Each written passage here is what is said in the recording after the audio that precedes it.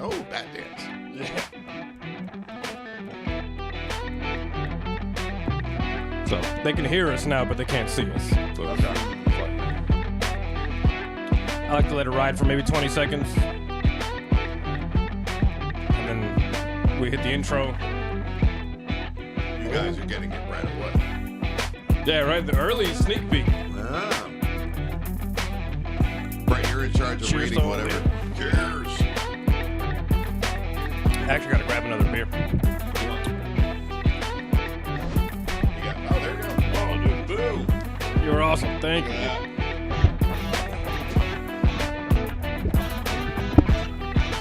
Got the low calorie one so I can watch my weight. But I'm gonna start out with I'm watching it right now. Everybody's watching it right now. Warning. Shut Up, Let's Talk contains some rad but heavy language and adult themes and may not be suitable for audiences under 18. Viewer discretion is advised.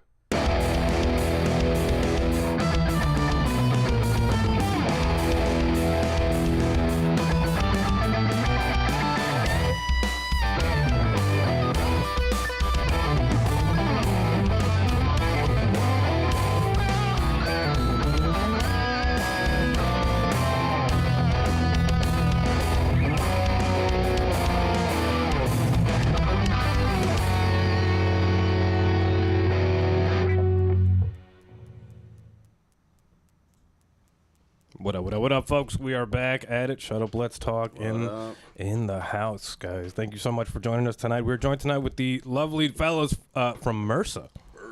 Cheers to you guys, Thank man. you for having us. Thanks so much for being on the show tonight, guys. How the hell's it going tonight? Not bad. It'll be better after about 4 or 5 of these. It is gonna, right? It's only gonna go up from here.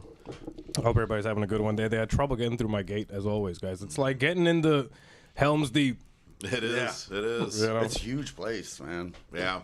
It's ridiculous over here. You know, And the GPS doesn't give you all the right directions. You're just like, we're just trying to do the alphabet once we get on. Yeah, M-N-O, there it is, P. Oh my God. Yeah. And then they got the letters mixed up too. So it's like if you've had a long day, you know, you start looking at this place like, what have I walked into? I hope everybody's having a good night tonight, folks. It is the middle of the week. A good time to sit and relax. Think about where you're going and where you've been. And tonight, folks, I want to talk about horror metal, folks. Horror metal is something that I'm not that familiar with, and I became familiar with it through you guys. Oh, sweet. And I appreciate it. One thing I wanted to say about your sound, guys, you're on to something. In terms of the quality that you guys are putting out, it's fantastic quality. Yeah. Thank you very much. I had to double check, make sure it was you guys when I started listening, because I'm like, oh, this is really well done. That's all That's DIY, too. Really? Yeah. Yeah, it's our Well, we had help mastering. Yeah. Mastering, but yeah, we recorded all that ourselves. mastered by Terrence Hobbs from Suffocation. Shout out to the homie Terrence Shout out Hobbs. to Terrence Hobbs, what up, buddy? Thanks, Terrence. Yeah. My See buddy, you soon, buddy. my buddy John from Abiotic is good friends with Terrence. They went on tour and they like that's how I'm familiar with Terrence and he seems like such a cool dude. I'd love to talk to him. Oh, sometime. Terrence Seems like such a cool dude. Such a sweet guy. And he yeah. helped you master it. You said? Yeah. Wow. Well, our old guitar player is like buds with Suffocation, and Sick, man. he was excited to do it. And he's actually, I talked to the guy, and he said that he's excited to do our next stuff. So, Dude. Yeah. So, and we're gonna listen to some of the music in a second, folks. And so, which album? What was the first? There's I see two projects. One from 2018, one from 2021, and we're gonna check out a song from the 2018 project, which was I'm trying to remember it right now. Had a cool name. I got it right here. Biography of Madness. Yep. Very bad. Every song is kind of about someone who goes crazy. I love it. In that movie, in some point. So Awesome. It's just our little biography of madness. Awesome, man. Well, okay. So before we get into all the music and all that fun stuff, we're gonna zoom out a little bit. We're gonna stretch our legs, and I want to talk to you guys about horror metal. Now, I want to go back to that. Now, how did that start up? Did you guys grow up watching a lot of these horror flicks? Is that where the love came from? Is that your preferred movie genre? I mean, to me, it's my mom's fault. So she used to rent me horror films all the time. My mom will deny it till this day that she says, "Oh no, I never did any of that. I never rented those movies for you." It's like every day it would be like, "Hey, Dean, I got some movies from the video shop. It's My Bloody Valentine. You want to watch it?" I'm like, "Sure." Sick. And like, yeah, and then I have this full obsession with horror films. My whole house. That's awesome. What I love is that you mentioned that she rented them for you, which is like this really harmless way to do that. You don't have to keep this movie around to traumatize. Yeah, You just exactly. check it out, and it's like not even in the house anymore. And renting movies, there's that people was were like, such well, awesome. you rented movies? Go to a video store. It's like, yeah, we valued them that much. Yeah, video store, man. You go back in the days, all the covers, and I'm an art guy, so like I used to look at the. You go to the horror covers, section and just look at all the covers. Were awesome. You're like, oh, I'm gonna rent this movie. Then you watch the movie, and you're like, oh, this sucks. Yeah. The covers were badass. I really did love that. And one of my favorite things about horror flicks, I didn't watch that many growing up, to be quite honest. I stuck to the comedies growing up. Yeah. But on TV, every time around Halloween, you'd always get these marathons. Oh, yeah. And you couldn't avoid them. So they would play Friday the 13th. They'd play Nightmare on Elm Street, all the Halloween, classics, yeah. Halloween, Hellraiser, all that stuff. Yeah, oh, yeah. And that's the experience I got. We're going to say hello to Kevin Warcraft and hello to everybody online. We're running live here on the live stream. Cheers to everybody hanging out in the MRSA Instagram chat, hanging out tonight, folks. You guys are awesome. Thank you so much for hanging out tonight. You get this. You guys are on to something by liking this band. I was telling them earlier. They got a good. You got a. Either that or you guys sound. are deaf. Well, what I liked about you guys, and respect to all the, of course, every single guest we've had on the show, but when I listened to your music for the first time, the first thing I thought was everything here is in place. It's not one of those times where you're like, the basses need work. It's just one of those times where you're just like, like everybody here. It's like a Dream Theater situation where you're like, everybody's doing good. Well, Dream Theater, that's a crazy comparison for us. Well, just as We're far not as that good, but yeah. But in terms of being a band, though, I think you are, to be honest, because when I listen to it, it comes off as one whole piece. It's not five. It's not 5 people or 4 people doing a demonstration or anything like that. Of each other's like. You guys work together as such a unit. Our studio guy, our sound guy, is our bass player. Yeah, Johnny. I wanted to get back to that. You were talking about how you guys recorded it yourself. We such high quality. How'd you guys do that? Do you guys know any of the? Johnny's a talented little motherfucker. Yeah, we just at our jam spot, which is my place. We just set up the mics and do drum tracks first. Sick. And then then everything else is done. What kind of room are you using? Is it like a garage or like a room this big? Nice, a man. Little bigger, a little bit. Yeah, dude, that's awesome. Because for drums, I'm not like a master engineer or anything like that, but I know that recording drums is like a pain in the ass. And your drums always. That's the worst part. I had to double check. I had to double check, make sure they weren't fake drums, because I'm like, these sound really good. Like because these days everything's fake. So I had to listen in. They sound so good. Yeah, we did everything. We did everything. I think I did a couple of those tracks. Like on the first EP, I think I did a couple of those in like one take. Let's go. Yeah. I like that. And there's stuff now I listen back that because it was years, that I probably play different now, maybe a little, but I love the way it came out either way, Badass, man. Yeah, first time I heard that album, I was like, wow, this is actually really well done. Yeah. For like an I love album it. that was recorded in a house. Yeah. Well, but what I'm saying is that since we record in-house and everything, we're able to discuss everything. So the reason why everything stands out and everything is because we're 100% involved in everything, Awesome, man. And that's good. And it's good that you guys collaborate. You guys pass it around, the room, the ideas, the songs. And that's really important. You want that kind of communication among a band. Oh, yeah. Because I think sometimes, a lot of bands these days, I realize, or that I've realized is that it's like 1 or 2 people writing the music and everybody else playing parts. And I think when everybody has a hand in putting their personality into the music, that's when the people at home get to feel it the most. Oh, yeah. Oh, yeah. And I think that's when you as a musician will also get the most out of it, too, because you feel like you're a part of the band, Yeah. I've had a buddy be a part of a band, and they didn't even let him write his own parts. They were like, no, we got the parts. When we're live, play what you want, but on the record, nah. And I'm like, dude, like, how are you ever going to get immortalized by, come on, like, we have such a short life, dudes. Like, if you're recording on a song, you want that to be, like, your voice on that song, even if it, like, or your bass or whatever, Oh, yeah. So being a drummer, it's, you don't really get much, normally you don't get much say in the riffs and stuff like that, but the good thing about MRSA is I have written, because I do play guitar. Oh, nice. So I have brought riffs into the band. I come up with a riff. Our guitar player, Joe, is amazing.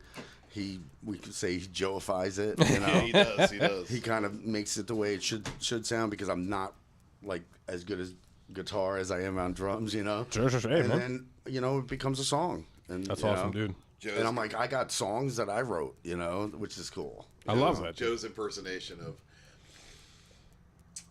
yeah, I'm gonna do that a little bit differently. Yeah, Joe, I got this riff. It's awesome. He's like, Yeah. That's cool. Yeah, I'm gonna do it a little differently. Hey, that's awesome though. But you laid down this foundation for it, which is really great. Yeah. Like that's like, and that's such an important thing. I just like that you guys. What that shows me is that MRSA is a band that respects each other. They We're all respect. buds, man. We love each other. Yeah, and that's important, dudes. Like I don't know, I can't describe like I don't know how to describe, man. Like now that I like get to peek my head into the local metal scene a little bit. Shout out to World Eater, that was on the last show. That's how I got to know about you guys.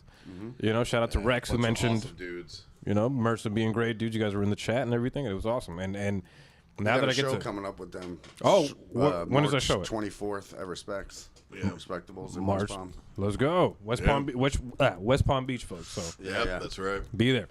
And tip your bartenders too. Can Dean flash us? It says. That's my cousin, and you will not get any titties tonight. There.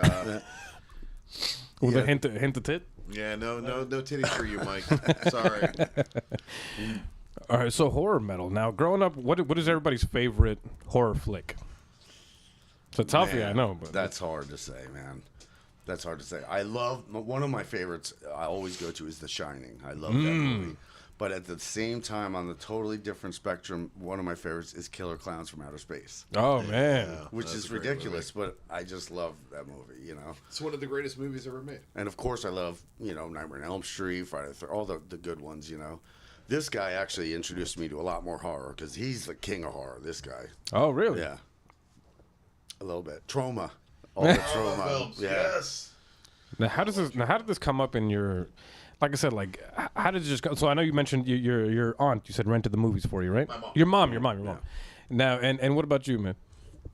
I mean, I've always kind of liked horror, but my earliest memory is I remember my mom, for some reason, let me watch Exorcist. What is it with the moms? The moms just. Yeah, my mom, yeah. Moms. It's all their fault, dude. But I was way too young to watch it, so awesome. the entire time I had my face buried in her lap. Oh, and I that's kept awesome. looking up and peeking, and it was too scary, And it kind of, I mean, it didn't traumatize me, but in a good way. I liked the way it felt that I was really scared at it, so it got me intrigued into the whole horror genre. And that's actually kind of like a cool Yeah. bonding experience. That's like a cool way for a mother and son to bond. Is through this safety thing. It's it's all good. I'm right here type thing. Or it's While you or it's watch child it? abuse. Who knows? Who knows? Yeah, it's kind of like I'm gonna let you peek into this world for a bit, right? Yeah. And then just My mom's I'm gonna totally show her this. I'm gonna let her know, and she's gonna be like, "Dean, I told you, I never did that stuff." They used to make me watch The Exorcist. I mean, it used to be on TV because you didn't rent films back in those days. I mean, back in my days, I should say. Yeah. Well, no one had that many VCRs. Used to come on TV, and then the sorry, brother. Give me 1 second. Is your mic on? I think so. It ain't actually. Your mic is off. It's a little off. That's why I was get Hold on. closer because I'm not really hearing you there, buddy. Can you guys hear us on the live stream? Let me see. Mine is on. Yeah. Hey. Dean's what is this thing? Figure this out in real time. This is my cousin talking. And Dean's favorite horror movie is Showgirls. That is that what it's like? Who is that? That's my cousin Mike. Oh. He's a cop, so he smells like bacon. Oh. Yes. Okay. You can hear me. There it goes. Oh, no. there you You can hear me. All right, awesome. We got your back. I was wondering what was going on there. Yeah. It happens. No one needs to listen to what I say. All right, awesome. Shout out to everybody. I'm sure you guys could hear him before because this room is, it's roomy enough for all of us to get a little space in each other's mic. Fuck yeah. But that's awesome, man. Which is exactly why I was mentioning earlier. With recording your project, you said it's DIY. That blows my mind, man. I thought you guys spent which I'm sure you spent good money on the gear to record it. So Well, the money we gets own the spent. gear, and Johnny, we're lucky because, like I said, Johnny, he's a sound guy by trade. He works shows. He does basic sound guy, and he already knew what he was doing right away. Well, he's doing a good job, man. Shout out to Johnny. Oh yeah, shout out to Johnny. Yeah, shout out to Johnny. He was supposed to come tonight, but I guess he's doing sound somewhere right now. All right, so you know what? I got a question for you guys. Maybe because I want to get in the mind of MRSA before we get into the first song of the evening. Now, since we're dealing with the horror metal genre, we're dealing with scary things. What is both of yours greatest fear? Like what's one of these greatest fear? What scares? What motivates the motivator? What scares the scary? Commitment. Ooh, No. I feel you. Well, those things scare me. I'm not. Honestly, I'm not really scared. There's nothing that I'm really scared of except for maybe dying. Death, I guess. That's awesome. Yeah, because then that's like the fun steps. Just because my view on what's there is so twisted that I'm a little scared of what I'm After death. Yeah. Who Oh knows? yeah. What do you think happens there? Ain't nothing. Who knows, right? Yeah. Shut your eyes and go to sleep. Yeah, That's about it. Worm food, or food. or you get a mansion and you get to be with your grandpa that you missed. That'd be cool. That'd be awesome. Yeah, I don't know. Who knows, right? But that is scary though. But yeah, but otherwise, I mean, I don't know. Today I was walking in my car and there was a huge spider on it, but I just flicked it. What about you, man? I think failure. That's Failure? Yeah, failure is probably my greatest fear. But you keep yourself kind of leveled, and you kind of don't have to. You've got to keep yourself busy, keep yourself going, keep no matter what. You got to keep it going. So, failure is not really much of an option, I guess, at this point. So failure is scary though, and especially since it is. It's so easy to achieve failure, especially if you have like family to take care of, like kids or yeah. Well, yeah. Well, I think it's only, and let me back up. I said it's easy to achieve failure, but I think that's a mental thing. Yeah. Yeah. I think it's just as easy to achieve a victory. Because we have many small victories throughout the day. Well, it depends on the victory, but yeah. Depends. But I mean, just making it, for some people, just making it through the day is like the victory of the day, right?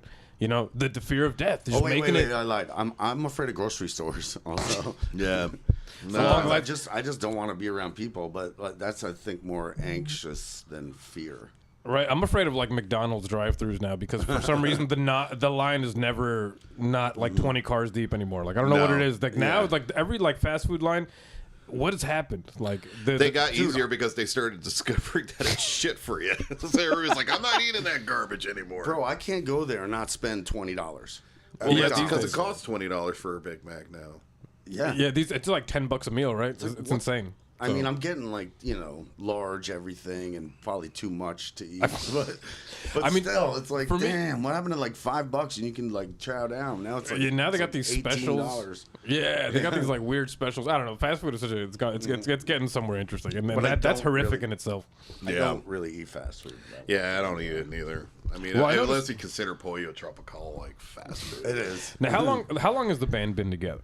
How long has the band been together? Because the thing is, now the Instagram page popped up 2018. Yeah.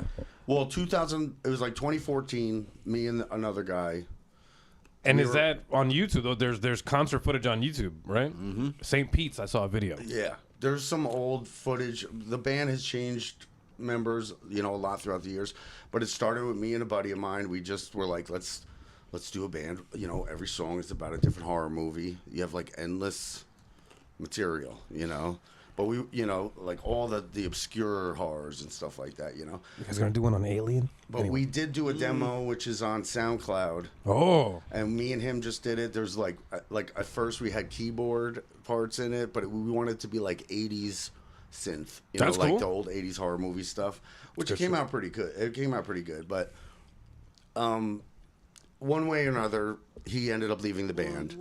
And so all those songs were his like riffs, so we scrapped all those and we just the existing members continued to play, and we got at the time our old singer Ken, who he played in the band for a while, but again something came up in his life, so he left the band, and then we finally got Dean, and then so like the best goddamn thing ever. The band has progressed throughout and changed. Hasn't really changed the whole idea of the band. I think now that Dean's in the band, the true vision that me and Mike had, or the first guy had from the beginning, is coming out. Awesome. We wanted the stage show. We wanted the theatrics on stage and stuff like that, And I've always kind of wanted to do that too, and all my other bands, and it never panned out the way you wanted it to. Yeah.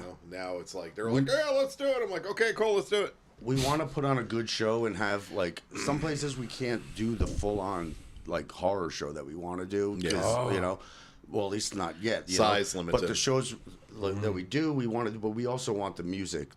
It's about the music, For sure. So, if we played a show and did nothing on stage and just played the songs, you would enjoy it just as well. Yeah. But we add, Jason comes out or Chucky comes out or something like that. I saw that, man, during Crystal Lake. Yeah, we got a couple other things that we want to do, but we haven't had the ability to do it yet. Let's get into some music tonight, folks. I want to hear some of this. Let's hear some of this music. It's way too good. I want to check out a song from the first project, and that was with our singer Ken. Mm-hmm. That was before Dean. Oh, okay, awesome. But he knows these songs. We do play them. Perfect. And as far as the new project goes, the vocals have just kept that. Never. You know what I mean. Sometimes a new singer comes in and you're just like, no. We knew once Ken left that Dean was gonna be a perfect fit. Yeah, you got a fantastic voice, dude. Fantastic voice. Great delivery too. It's a great delivery. That's what everything's delivered so well. That's all Glenn Benton's fault. Yeah. Shout out to Glenn Benton. Thanks, Glenn. All right, cool. So let's go ahead and bring up this first tune, homie. Let's go ahead and bring up. Now we're gonna check out "Biography of Madness" by MRSA here. This is 2019. This is a 5-song project, and I just want to check out the opener, which is called Willard. Mm-hmm. It's a great song. Based on the movie of the same title. That's right. Enjoy, folks.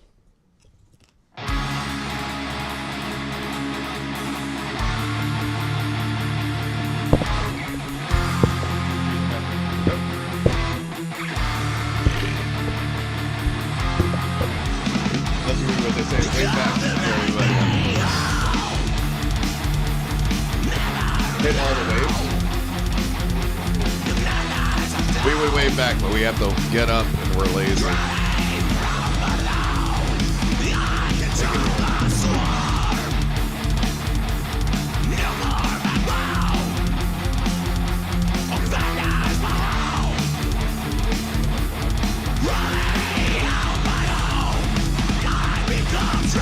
What's up, guys? We're on break right now to listen to Willard on the first album we did. And I'm putting nuts in my mouth. There you go, Mike. That's the way you like it.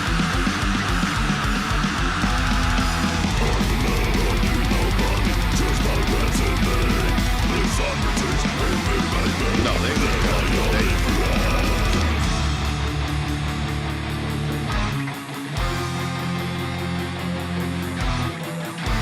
Oh, thank you, guys. That's David Linwood. What's up, Dave? Dave played bass with us on the Swordfly show. Fucking great fucking musician.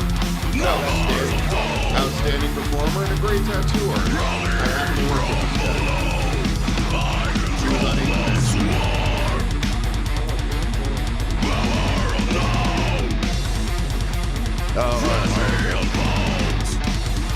Dave's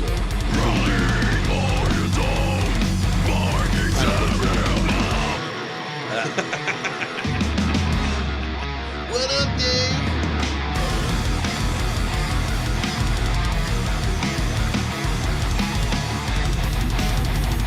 You get to look at us.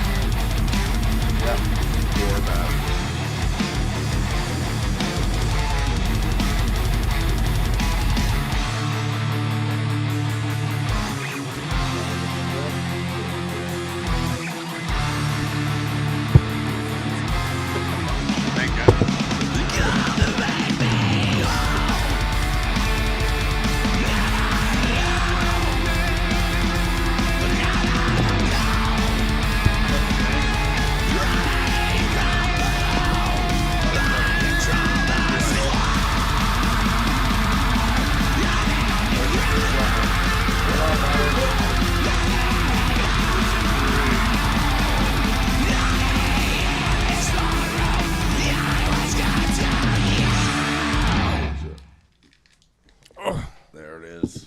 fantastic. I love it. Love it. Love it. Great sound. What an opener. I think every album opener is important. Absolutely. It's the first thing hitting your ear. So we made. Thank you so much, Christy, for liking the stream. That's nice. our anytime that's Thank our you. notification sound. And it's Sweet. Michelangelo on top of that. Yeah, One of the absolutely. best turtles. Oh, he's awesome. What was I saying? Sorry. You were talking about how you like men. I do, and women. There you go. There you I go. like everyone. Why not? No, so we made videos which are on YouTube for all those songs on the first EP. With the shining clips and all that. Yes, those are awesome. So when we put Willard up, because the beginning is like the music or like the talking from the trailer, the original trailer, it didn't even get one view and they already took it down. Because go copyright. Oh, because the copyright. And they movies. immediately demonetized all the other ones. But I'm like, I Bummer. don't care, man. They're just for the fans. We're not trying to make money off them. Yeah. You know, they're not gonna Yeah. get that many views, so it's not a big deal. Well, But it's just absolutely. crazy how the algorithm works. So like, if you got samples on your shit, you need to change it. A little Yeah. bit. Bouncing off of that. I like where you guys have gone with the sound of your music. You guys are like getting, instead of just taking a mask that already exists, you guys are getting custom stuff made, right? Shout out to Absolutely. Visceral Effects. Visceral Oh, yeah, Effects, yeah, man. Fucking PJ, bro.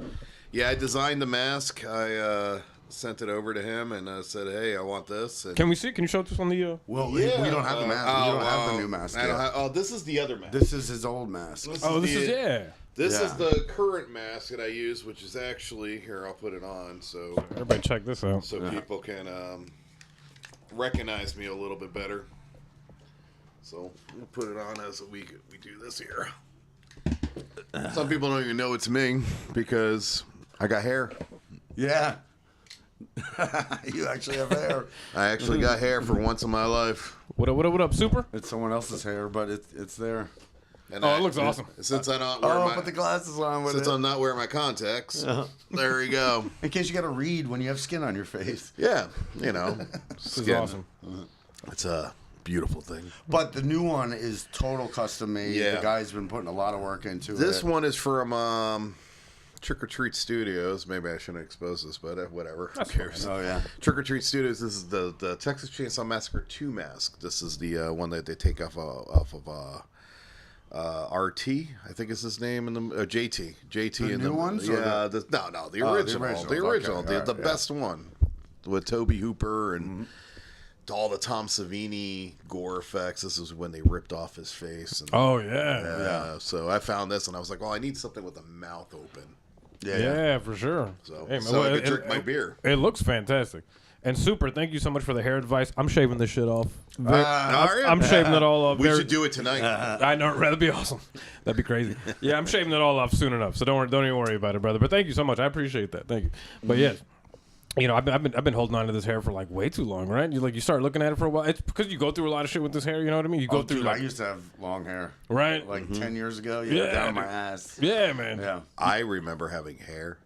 Oh, yeah. You haven't had hair since I knew you. I haven't had hair since high school. I was like, oh shit, I'm losing it. All right, well, Shave it off. Oh well. Yeah, whatever. It's fine. I mean, like if I've been able, but I just shave it.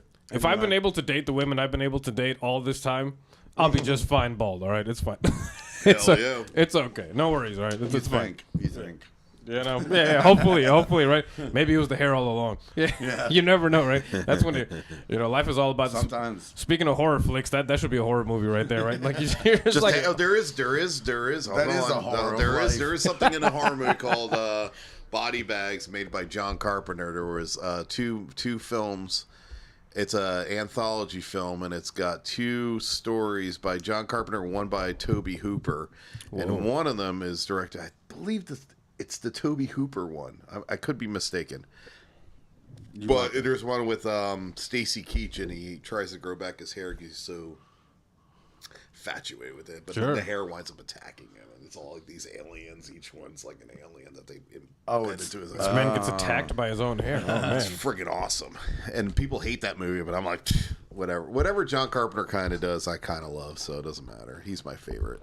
You guys are putting me on to good horror movies because, like I said, I haven't seen enough. You know, like my experience with the horror movies is probably so minimal. Like I'm trying to think of my favorite Friday the 13th movie, and I can't even do it. Part 6. Is that the best? It could be because I remember watching them all at like one after the other, and they just all blend into each other. They do blend into each other. Here's the thing about Friday the 13th. The first 2 films, now the second one's a really great movie. It's a great slasher. And then the first one doesn't really have Jason. That's the mother killing everybody in that one, which is cool. It's a cool little thing. And then part 3 came out, which is a little cheesy, but that's where Jason got the mask. And then part 4 was just like a brutal movie. It's great. Part 5, I love that film. It's gained a little bit of a following over the years, but part 6, the only thing that's missing in part 6 is boobs. Oh yeah, because I think they blew their load on the part 5 because part 5 has got the best boobs. ever. Blew the Lude actually kind of works too. I like Blew the Lude. That actually kind of works. Yeah, that actually kind of works. Couple more of these and they'll. I thought about that after you said it. I'm like, oh, that's tasteful. I like that. After a couple more beers, it'll be Load the Blowed. I blew the Lude. That's awesome. I love that. Like, shout out to Super who says Zul Elu. What does that mean? I have no idea. Do you know Tuesday Night Terror Boys? I do not. No. Are they a band? I don't know, but they got a cool name. I like the Tuesday Night Terror Boys. Tuesday Night Terror Boys. Taco Tuesday night? Shout out to Maria in the chat that says love MRSA. So you got. Thank you, Maria. Shout out to Maria in the chat. Soul says I recently saw them at Gramps. They killed it. Let's go. Oh hell yeah! Awesome. That was a great show. Mortician. Christy said the song was great as well with some horns. So right hell back yeah. Hell yeah. Were you one of those at Gramps that got a finger or an eyeball or a rat? Because, he was throwing out fingers and eyeballs. Oh, that's so cool. Yeah. That's like so much cooler than a guitar pick. What the fuck? I'm telling you. Look. I'd rather you got to make it exciting for the fans a little bit, and you throw out something cool like that. I mean, if I was in the crowd, I'd be like, dude, that's fucking awesome. I got a fucking finger. Man, it'd be cool, a finger guitar pick. It would be cool, but I don't know how you would hold it. I don't know how it would sound, right? Maybe it could be rounded on one end, like the finger, and the other end could be like the point you want. And that would just be like the handle. It would just be something very creative. Oh, there's our a guitar player. Oh, Brandon at the bottom. Dude, take that shirt off, big boy. He's sick riffs. This is the second person who wants to see my tits. Yeah, what the hell, bro? I guess whatever. There's a lot of there you go. There's the nips. They're out. They're out. That's They're it. out. They're out. Well, 2 people asked, so it is what it is. We just got banned on Twitch. No, This just went to an adult. There's nudity now. No, it's like that's why we had the warning in the beginning. Mm-hmm. Shut Up, Let's Talk contains some rad but heavy content. Be better if my nipples talked. All right, folks. So I'd like to know: is anybody in the band a chef? Does anybody in the band cook? I cook. You do cook, but our old guitar player, Mike, was he the food guy? Oh yeah, he's the death metal chef. Okay, because I was looking through the page a bit earlier, and I saw a lot of appreciation for food. Yeah, well, we eat. We like food. Yeah, food is good. Food is good. Hey, if nobody here knows anything about food, it's this fucking. Yeah, what's your favorite thing to eat, man? What's MRSA eating after a show? Oh, after a show, nothing. Maybe. Okay, what's MRSA eating before? It depends on how drunk we are. Sushi. Sushi is my favorite lately. Sushi's a good choice. Yeah, I'm a big sushi What's guy. everybody's favorite sushi roll? Everybody drop it in the chat below. Super says, a la Zul Elu Band. I like where you're going with that, man. I think that's you're going to open some sort of door with that incantation. I don't know. What language is that? I don't know. It sounds cool. Is that the actual name of the band, Al Azul? I don't know. It should be now. Hey, look, man, I'll listen to anything if it's fucking cool, man. You got to make another drink. That's why. Oh, yeah, you do. It sounds like he's like chanting like in Indiana Jones. Where are we going? Al Azul. Al Azul. Oh, Shakti Day. I'm gonna rip out of somebody's heart. They're beating heart, and it'll set on fire. Al Azul Elu. Oh yes, Reaver. Bro, you're gonna call a demon into there. It's just gonna come out of. Yeah, we don't need a Ouija board. We just need special effects. Oh man, you guys got to make a song about a Ouija board. That'd be cool. There is a movie called Witchboard, which would be kind of fucking cool. Ouija also. a Ouija, but that movie sucked. The it Ouija 2 was really good. That was directed by Michael Flanagan, who happens to direct really good horror films. He did the Haunting of Hill House, the Netflix series. Yeah. And he did the Doctor Sleep, which was one of the recent films. Oh, which that's was great. Hush, Oculus. Shining. He did a bunch of his movies are really great. If you like good ghost story movies, he did Gerald's Game. He does he's supposed to do a bunch of Stephen King. He's really good at Stephen King films. What's a good recent horror flick? Like what's one that came out like within the last 3-5 years, whatever? 3-5 years. There's so many. Oh God.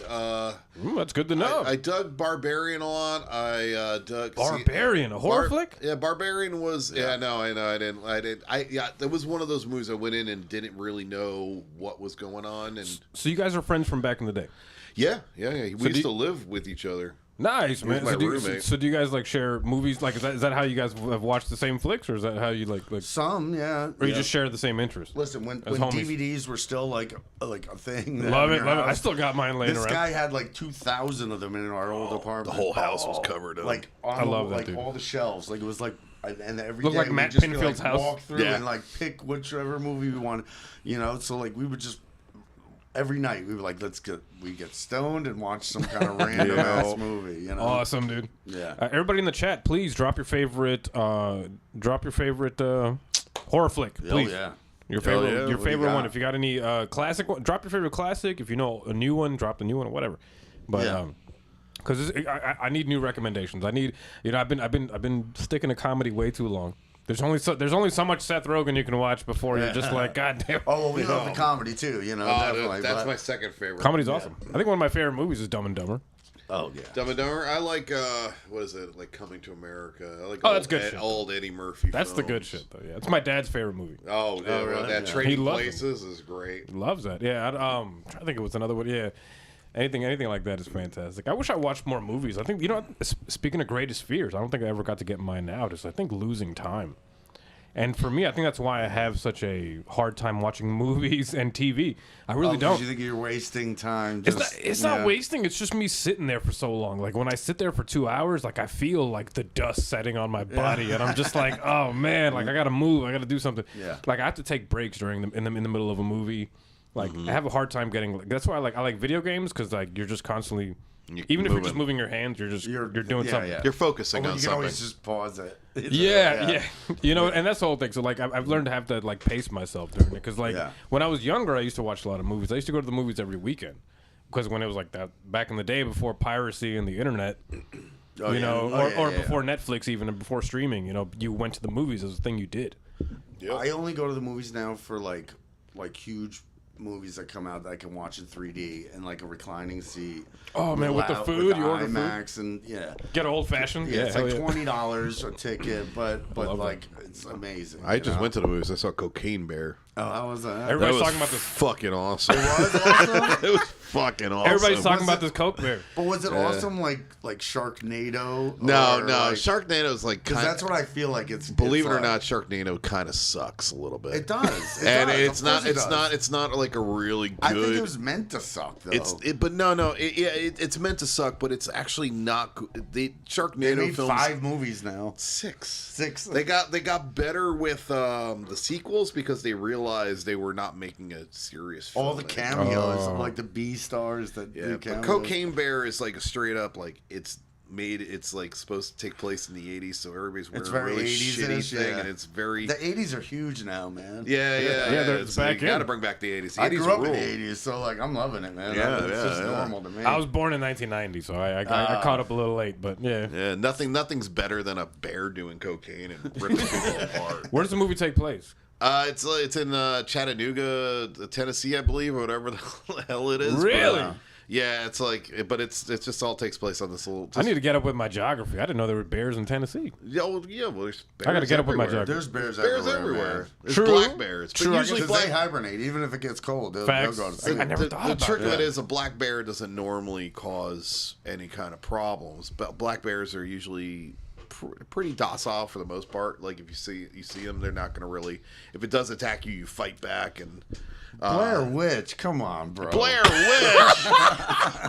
Hey, look, no. Don't knock the Blair Witch. Like the Blair Witch was good when it came out. Like everybody was into that, and what made it with good, the little nose drip scene. Yeah, the little Coke scene, whatever. All I know is when that came out, right? I honestly thought that it was found footage. They faked it, and then I'm like flipping through TV. They're on David Letterman. They're on David Letterman. They were on the Tonight Show. I was like, what? I thought you died. That movie was scaring the shit out of people in the early 2000s. But what made it scary was the documentary they did beforehand, before the movie was released, and it really emphasized the whole entire Blair Witch and the But dude, what I will say is it started the whole it found footage and it genre of horror. Sucks after that because it was terrible. Found footage suck now. It makes it so easy for them to just put a camera in one of the actors' hands and have them run around with it. You know? Right. The Farm. Didn't it just come out the sequel to The Farm? To The Farm, I gotta catch up on my shit. Super says you're definitely on the same vibes. They're cool guys too. Oh, that's shout out to that. Yeah, hell yeah. Super says it's Suck My Vids, The God of Evil Rise. I guess that's his favorite horror flick. I gotta look into that. God of Evil Rise? There's Evil name. Dead Rise now. Yeah. Oh, that's the new one, right? Yeah, that movie looks Tommy rad. says Blair Witch. That one gave me the creeps, but Alien and Halloween are fun. Alien is a really good one. It's a great movie. I got my my xenomorph right there. Yep, I got a bunch of xenomorphs in my house. That's awesome. You know that was a gift from a friend of mine actually. That was a cool little. It's like a little Lego xenomorph. Yep. And cool. She's the one that showed me the movie. I told her I never saw it, and she's like, "What?" She came over the next day. Have you watched part 2? Not yet. Oh, dude, you're missing out. Like, you think Aliens. Is this a James Cameron flick, right? Better. James Cameron. Got some of the best lines. Like, Bill Paxton rules that movie. That's so funny. Why don't you put her in charge? I'm missing out on good shit. I mean, I don't know if you guys ever stream, but if you guys ever, I've been thinking about doing these like post-movie talks, so like we watch this movie and then afterwards get on stream and just talk shit. Didn't you used to have a little like horror podcast or like where you were sitting around talking about? Oh no, it was music. It was music. It was just music. I used to talk shit and get drunk and talk shit about my sugar. That's good shit. Super says Scary Movie 2018. Super size, yeah, that was pretty bad. The Farm. That's what you guys were talking about. Humans are the main course. Yeah. Tommy says I just like the found footage genre because it feels more realistic than slashers. Slashers don't really scare me. I guess part of the slashers is like the fun party vibe because I feel like there's like other people. Like I didn't grow up in that time, but like I feel like when you're at the theater, there's other people there that night. Everybody, it's like date night for a lot of people. Then there's like the the goofs just like hanging out watching the movie. Yeah. It's like a social event. Oh yeah. In some weird way, Slashers are just fun to sit there and stare at a movie, and then you go, "Stop doing stupid shit." Yeah, yeah. You know what's gonna happen. You're gonna die if you do that. Why are you going in that garage? Devil's Rejects. Yes. Devil's Rejects is great. It is great. House of a Thousand Corpses, not so much. Well, Rob Zombie. I don't know. Rob Zombie reminds me. Too, man. Rob Zombie reminds me a lot of like not what you guys do, but like it's just kind of like I like because you brought up Devil's Rejects. It got me thinking about Rob Zombie, and it's cool because he does. He's in the horror, horror metal genre, maybe. Oh yeah, yeah, definitely industrial. But you know what I'm saying. He makes horror movies, and he also plays music. So that's something you guys gotta find. It is a different style. Well, he switched from being a horror movie director to a horrible director. Shots fired. Yeah, Where did he mess it up? I'd like to know. No, he messed it up right when he was doing good. I didn't really care for the Halloween remakes. No. I actually look. I don't mind the Halloween remakes so much. I think part 1 is like if you were to take if Halloween never existed, and that movie and you watch part 1, you'd be like, this movie's brutal, dude. Yeah. And then part 2, which is a little bit different, but I applaud the to do something a little bit different than the same shit over and over again. But then he made what was that movie? It was fucking terrible. I know what you're gonna say. I think 13. Yeah, 13 and what 3 from Hell was like. Oh what yeah, the fuck is wrong with you? Why did you make this? I heard that one Jennifer Lopez flick was decent. What's it called? Jennifer Lopez. Oh, Cell's good. Cell's cool. I heard it was cool. Yeah, I remember. I like the. I guess the character designs, I guess. You know, like the costuming and whatever. It just looked very cool. They chop a horse into like eighths the or guy something in that movie, and it's amazing. The guy who directed that he was directing music videos, I believe. Like he has like one name, but he's very artsy in the way he does stuff, and that movie is very artsy once it gets in there. Shout out to that, because Jennifer Lopez is one of my most overrated artists of all time. So for her to be in that movie, she did a good job. So what do we got here? So Tommy says, I like the psychological mindfuck type shit.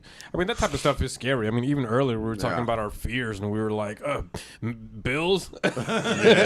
Bills are scary. Bills are scary. Children are scary. Children, you know what I mean? Like Devil's Rejects. Avatar was the best movie made of all time, and they made it too. I like it. I don't know if you're being sarcastic. That's a horrific statement. Yeah, sure. I saw it in 3D, the new one, and it was cool. It was cool. That's cool. It's a pretty movie. I've never seen it, man. Like, you don't watch that movie for the plot. Come on, man. Yeah, it's like a movie you take the kids out to go see, or like you plan on having a good day that day. You're like, oh man, I'm gonna go see this movie. I'm gonna get something to eat. It's gonna be a good day. I had a good day when I watched it, I think. I liked it. I saw part 2. It was really good. It was fun. It was a fun movie. Movies, folks. Movies. I saw that Ant-Man in the I saw it too, the RPX theater, the one that like fucking was like a roller coaster while you watched the damn film. I'll never watch another movie there again. IMAX, 3 IMAX. Would it ever be possible to like is like so I mean okay, so I don't know how expensive this is. So like how expensive is it to like rent out a theater? Like or to like play what you want at a theater for like half an hour? Or like 10 minutes. I don't think it's as much as everybody thinks it is. I think it's like maybe $300. So where I'm going with this, folks, is like, oh man, for like a MRSA music video to like rent out a theater for like 30 minutes? This is already something. Yep. So MRSA, like a couple years back when we saw Ken, the old singer, we played in a theater. There's a local theater in Lake Worth that does like once a month. They do like there's this what is it? I'm sorry, Morbid Movies used to be. Morbid Movies. It's Shakarama. Shakarama. They'll just show like an old classic horror movie in this movie theater, and like I got to see Creature from the Black Lagoon in 3D. In the fucking, it was amazing. It was amazing. How did they even translate it to 3D? That's it's like badass. Old school. Yeah, they made a new version of it in like the new 3D. That's so sick, dude. But so we ended up playing the 30th or 35th anniversary of Nightmare on Elm Street. Let's go. And they let us play right in the theater. So there was just a very little space from the front row to the screen, and we set up there and. Huge MRSA logo on the screen, You see, that's what you guys want. See, that's good shit right there. That's good stuff. We did, and the thing is it wasn't. I guess maybe there was a couple other shows that night. And it was poorly promoted, really, and there wasn't as many people there as I wanted it to be. It happens. But the event was sick. In April, we're back. We're doing it again. Not 100% confirmed yet. So once we know. Okay, well, we're gonna probably do another theater. Be on the lookout. Yeah. You're blowing your load.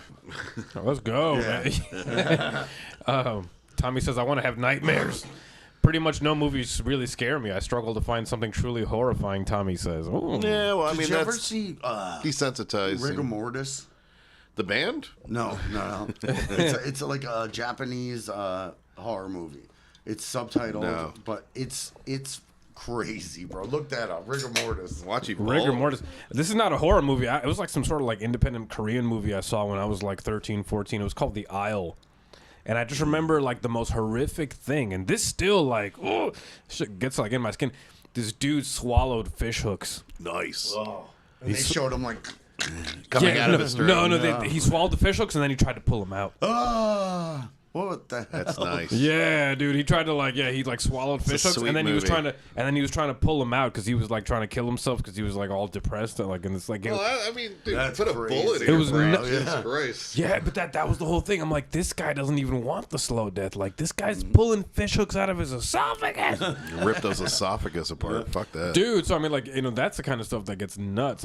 Tommy says that's gore, not horror. Oh yeah, true. Yeah. But they didn't show anything though. They just showed him they just showed the fish hook coming out of his mouth, but they just showed like the thread coming out, like him pulling it, but like they didn't show you. It is gore, because he's doing it to himself. So it's just is that still gore? Yeah, it's still gore. Takeshi I mean, because Miike you could have does an a lot of action gore movie shit like and that. there's just some gory part in it, like someone getting Like killed. Rambo and shit. Yeah. Oh, there you go. Yeah. Yeah. That last Because Rambo when he is not a freaking- horror movie, but there's some gory parts. It's in that more movie. horrific Yeah. than half the shit you see. Yeah. Like Alien, you know, the first Alien is awesome, but like you barely even see the alien, See, which is the that's scary like, part. That's like sci-fi, though. True. You know. Sci-fi horror. Yeah, man. All right, let's check out some more of this music, folks, because I'm so hype off of that first tune. I would love to check out another one. We're gonna check out another one off of the same project. We're gonna check out Red Rum real quick. Oh, I love it. And because the song is just really exciting, and then we're gonna after this one we're gonna bust into the next album. Sweet. So let's take a little break from that. But for now, folks, check out Red Rum. This is MRSA, 2019 project, biography of madness. Red Rum, Red Rum.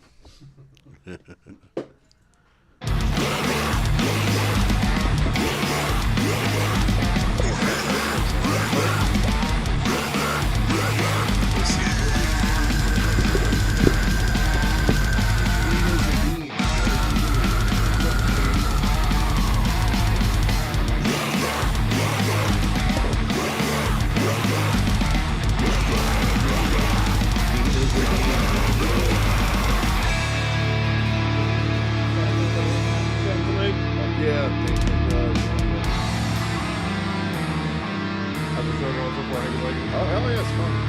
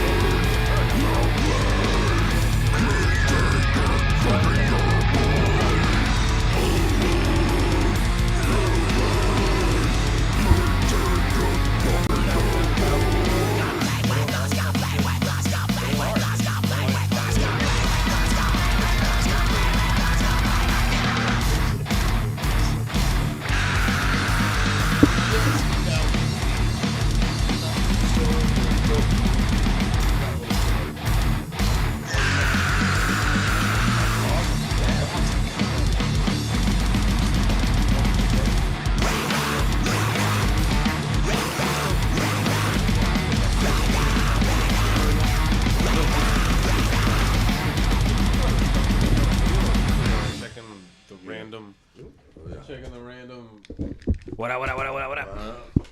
Back at it. Sup, bro? Sup, drunks? What a tune. What a tune. I hope you guys enjoyed that. That was Red Rum, MRSA. Fantastic tune. And I love everything that was going on there. And that solo actually was like one of the coolest, really cool guitar solo. You know, very it found its pocket within the song. Oh yeah, which I really liked. You know, like it was kind of like it sounded very vocal. Like it was one of those things where it's like when you try to vocalize a solo, of course you're gonna hit that note because it found its, it found its piece. It was just meant to be there. Yeah, it really was. Who did that one? Was that Joe or Mike? On Red Rum. I'm not sure.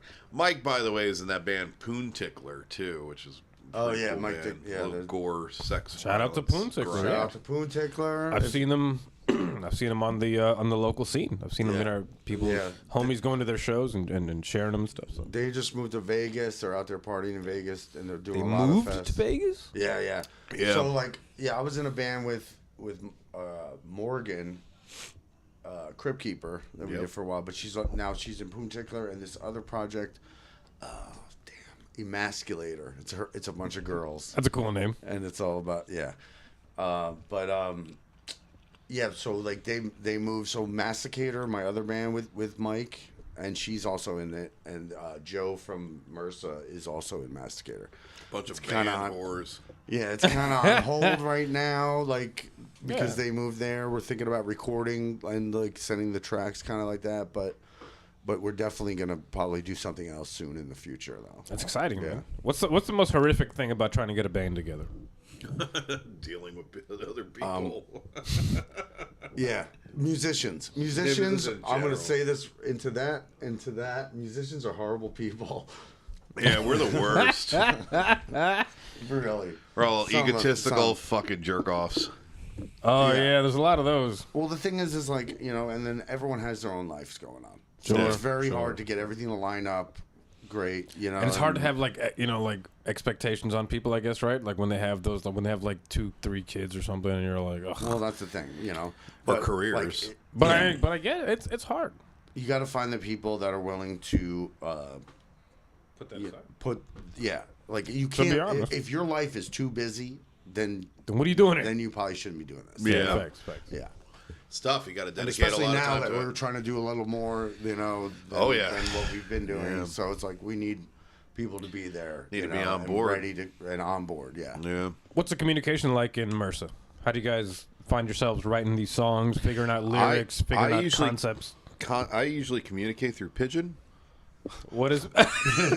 What is a pigeon? Carrier pigeons. It just you just wrap a little piece of paper, and then usually when it gets to Brett's house, he just smokes it. Yeah. He gets his pigeons from Mike Tyson. I did. Yeah. He says they're the best. I'm just telling pigeons I'm misunderstood. Yeah. But No. But like sometimes we just like me and Joe sit around. I'm drums, he's guitar, and we just like we'll come up with a riff and just kind of jam it, and then Dean will come up with Take it easy there, Tiger. with the lyrics afterwards. But we've also have tracks now that Dean has because he's also a bass player. So he'll come to us with this bass riff or and then everybody goes, I don't understand what the fuck you're fucking playing. But he's already got the vocals to it basically, so like we write the song around that and make it work. Like Pieces, one of our new songs, is one of Dean's. Interesting that Dean, you're a bassist vocalist. Yeah. And what's cool is that for a lot of people, they follow the vocal melody based on the bass. Yep. Usually bass and drums. Pretty amazing. Just to keep that rhythm going. Yeah. I was started off doing bass in a band called Cyst, which is the thrash metal band from back in the day. The best names. That's right. That's how I met this guy. Actually, I'm telling you, that the band, names Cyst. out here, you guys are amazing. Thank you. And then You started out in Cyst? I started out in Cyst. I started in a couple bands before that, which is basically Cyst turning in.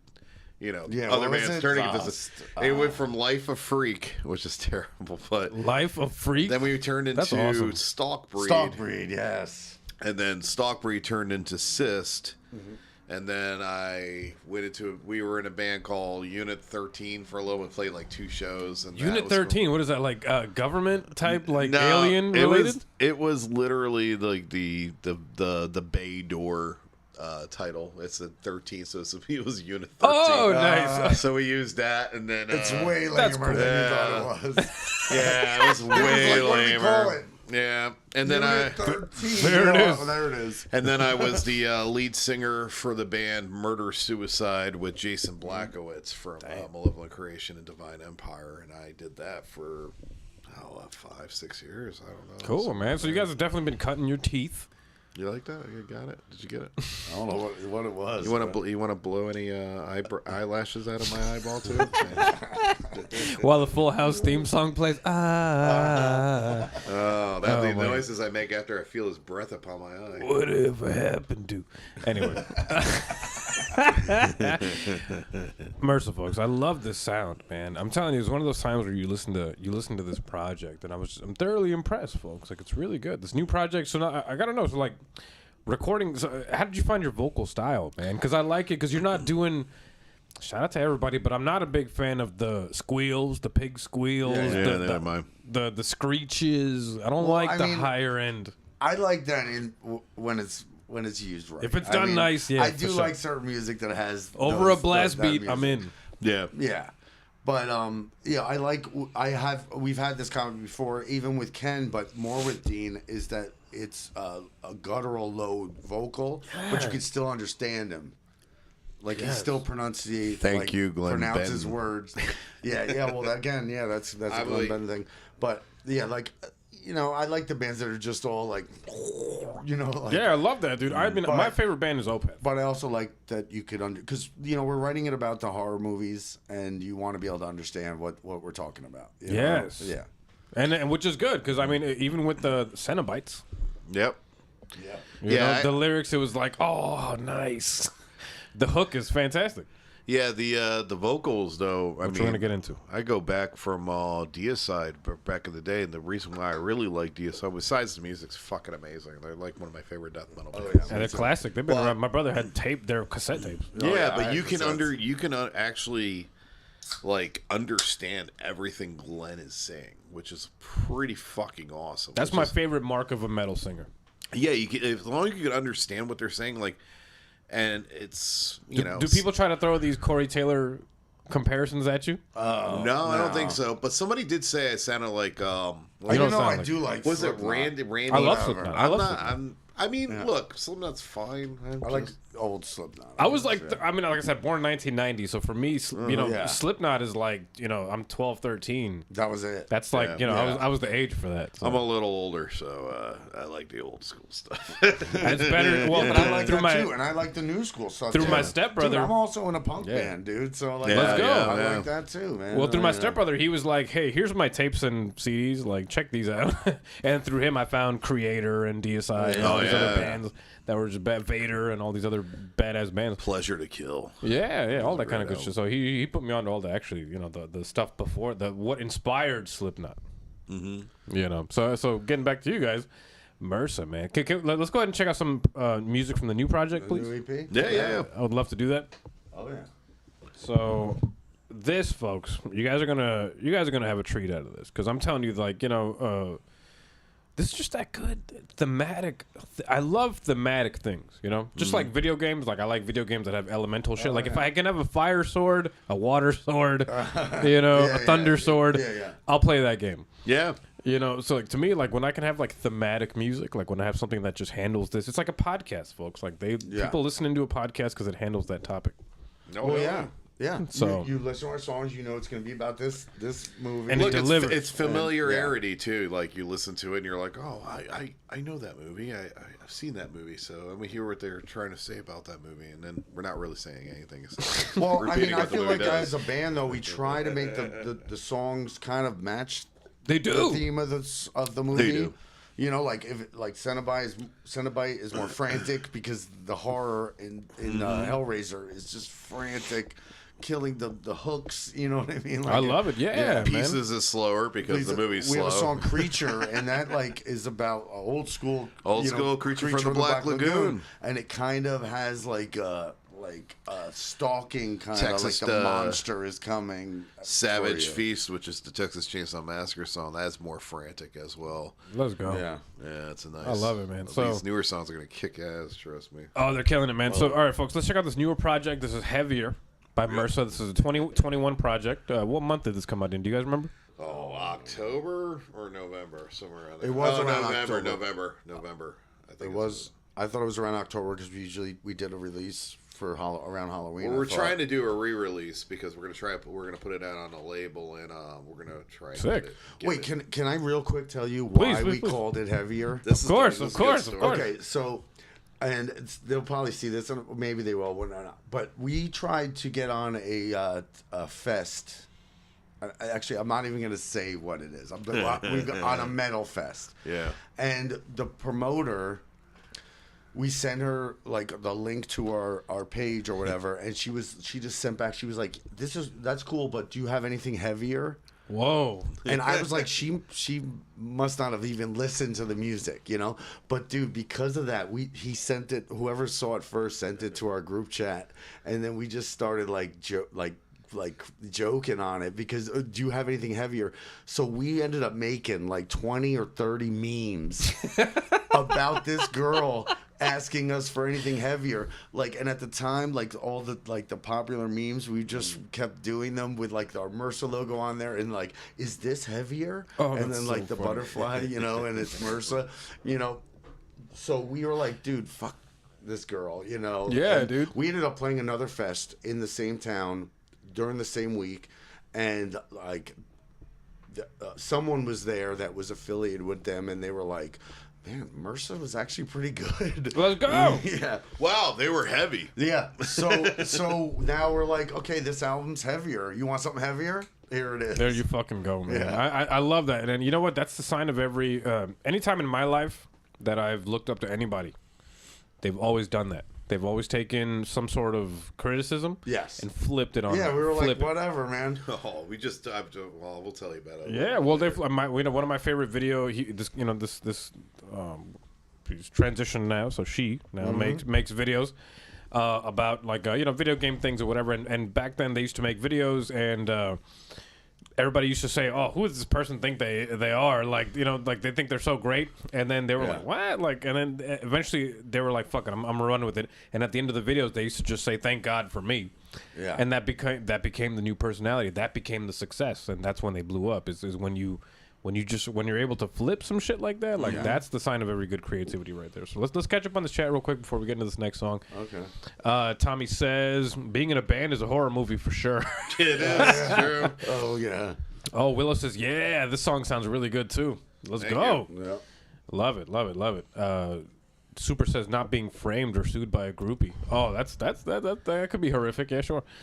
Black Mirror is a bit creepy. Pigeons have been used to smuggle drugs and things into prisons. Yes, they have. That's true. And they're probably better than USPS. Oh my God, Willow, Pigeons are better than your butthole. I'll give you that. Super says a pigeon with Bugs Bunny joint. This must be from Bugs Mike Bunny Tyson. joint from Mike Tyson. Yeah. You need a bucket full of fried chicken. Normally pick it with vocals, but I'm digging these vocals and their music. Cool. That was the first album. You're gonna hear the new vocals right now, and I'm telling you, you're not gonna be disappointed whatsoever.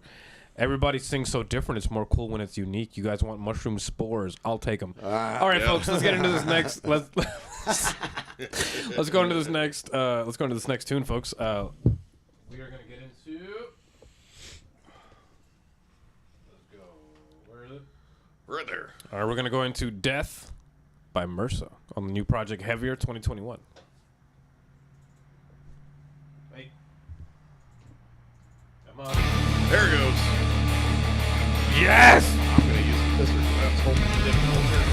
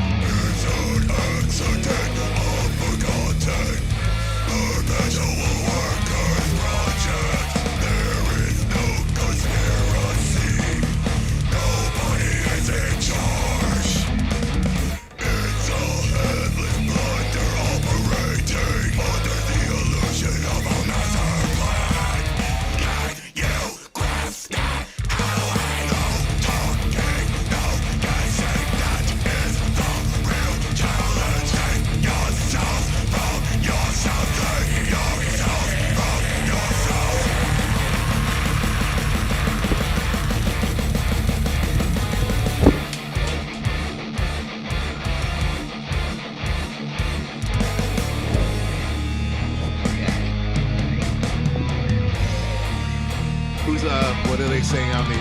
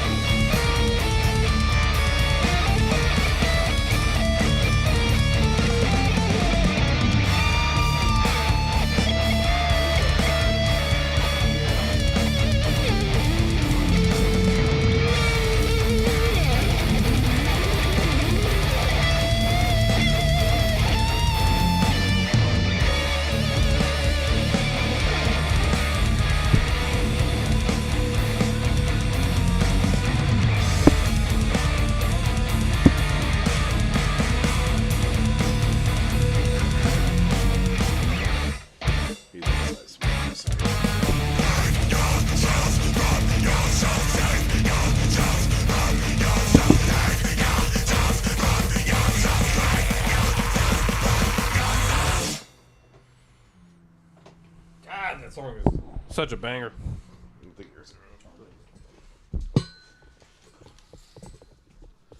Let's go. I got it over here again. Hold on. Gotta readjust. This is one of my favorite things about the show. Shout out to my dad. R.I.P. My dad used to watch my show once in a while, which I didn't even know he would do that.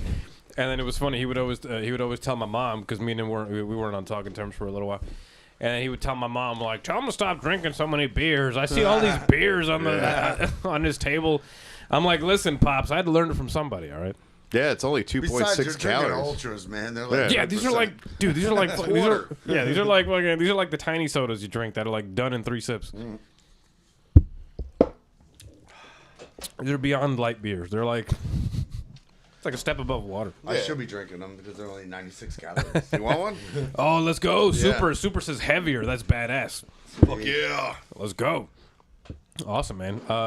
Yeah. You guys want mushroom spores? We read that. Oh, thanks for the vocals, bro. Thank you. Oh, Tommy says the vocals are on point, dude. This is some heat, folks. This is fire. This is heat. This is heat right here. This is good music. Like I'm telling you, I was listening to this kind of stuff, and I've been so busy this last week. I normally try to prep like way more ahead of time for the shows and stuff, and then I was able to listen to your music a couple of days ago.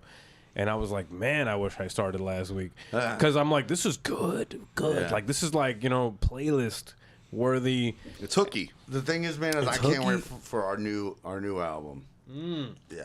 It's even better. And what I like is, like, and as far as, okay, so as far as the way that the guitars are recorded, and just the riffs, too. Like, the way that they're recorded, though, especially, you guys are doing these, like, chugging low riffs, going into the high notes. Kind of like doing that little, I don't know, there's this cool rhythm that you guys are doing in a lot of the songs, and it's very cool, and it almost sounds like a keyboard, it almost sounds like keyboard parts, like, it sounds very cool the way that it's recorded, like, it just sounds like I was listening, like, is there a keyboard here? But it wasn't there, it was just the guitar chords that were doing it like that. Well, we used to have a keyboard, yeah, so the parts that were keyboard in some of the songs are now guitar solos, basically, So, and the solos are fantastic, so I love the way you guys have done everything. Right? What? Joe's all the solos on those. Yeah, on the first record, Mike did some, and we had we had a guest lead, but I don't remember who it was, man. It's terrible. Yeah. It's all whatever. Shout out to the homie for providing that. Thanks to the mystery person. And that's why, really fulfilling the role as the mystery person, even to you guys. Yeah, if anyone knows Apparently it's actually like somebody who's well known. Yeah. Well, yeah. Yeah, I forget. I totally forgot. Whatever. It was cool. It sounded great too. It was nice. I liked it. Yeah. And there's just some really good. I just like that you guys are really comfortable. It sounds like you guys are comfortable. Recording yourselves. It sounds like when you guys listened back to what was going on, you guys were like, yeah, that take sounds good to me. And it is good, actually. Thank you. Yeah, well, that's it. Yeah, we are very comfortable with each other, So, like, we know what we want. And a lot of these songs we've been playing for a long time. Yeah. So, how quickly was this project put together? The heavier project. The heavier, the EP. Heavier was, that was, I came into the band, late 2019, early 2020, and then the pandemic happened, so we didn't really get to do much. Oh, you know what? Yeah, what happened is we lost like 2 years right there. I meant to bring this up earlier. I was on Instagram and I was looking through the posts and I was just looking at the dates and stuff, and I was like, well, there's a gap from 2019 to 2021. Yeah, we forgot where we were. We were in chaos at that time. Listen, man, and this is something. This is something for everybody at home. If you guys are creatives yourselves, this is something for you guys to kind of keep it in your mind, and then also realize when you think of your other friends that are creative, and you think about what happened to them or any of this kind of stuff. When I have a separate page for my music, and in that one I follow just different people. Yeah. After 2020, so many of those pages went blank. Yeah. Oh, yeah. Like there's because every few months I go through my friends list and I see who's active, who's not, and sometimes I looked at a lot of people that I haven't interacted in a long time, and I would look at their last post, 2020. Yeah. Or a lot of it was the black square. Yeah, a lot of people just like Political, bounce. whatever. Yeah. You Whatever. know. I just think it was hard to like meet up during that time, like to do anything like, and I can imagine like a podcast or anything like that because like, did you For me have too. it wearing masks or whatever? You know, it was just weird. That Well, we whole wear time. masks. Yeah, that doesn't cover your mouth. Yeah, well, you know. I didn't have anybody here for like a year. Yeah, I didn't have anybody Yeah. on the show for a long time. It was Yeah. hard for me to figure out what, and I could do Skype shows or like Zoom or whatever, but like I don't like having you guys right here is like what it's all about, you know? Oh Like, yeah, it's just much more intimate. Dude, Yeah, it's way cooler. So my Yeah. band Masticator and my old band Crypt Keeper, we both did like kind of like a live stream kind of DIY with the phone videos during that time. Nice. Because like, and this is when they were like, don't go out, don't go anywhere, you know. So we were like, we would film just like the drums and then film the guitars, you know, whatever separately. But we put out 2 videos during that time, which were awesome, and I'll plug them. It's Please do. Masticator the Knife. You can see that on YouTube. Look Awesome. that up. We released that on Slam Worldwide. It came out on, so yeah, Slam Worldwide. Shout out to you. But Crypt Keeper, we put our video out. But you can tell by the video if you watch it, it's just like shots of us in a room playing. Yeah, you it's know, badass. me.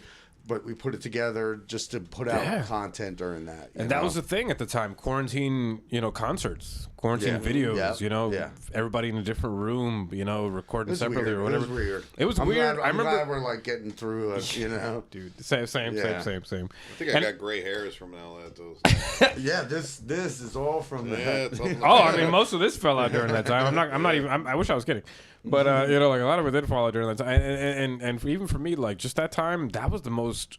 That was the least sober I've been in my life.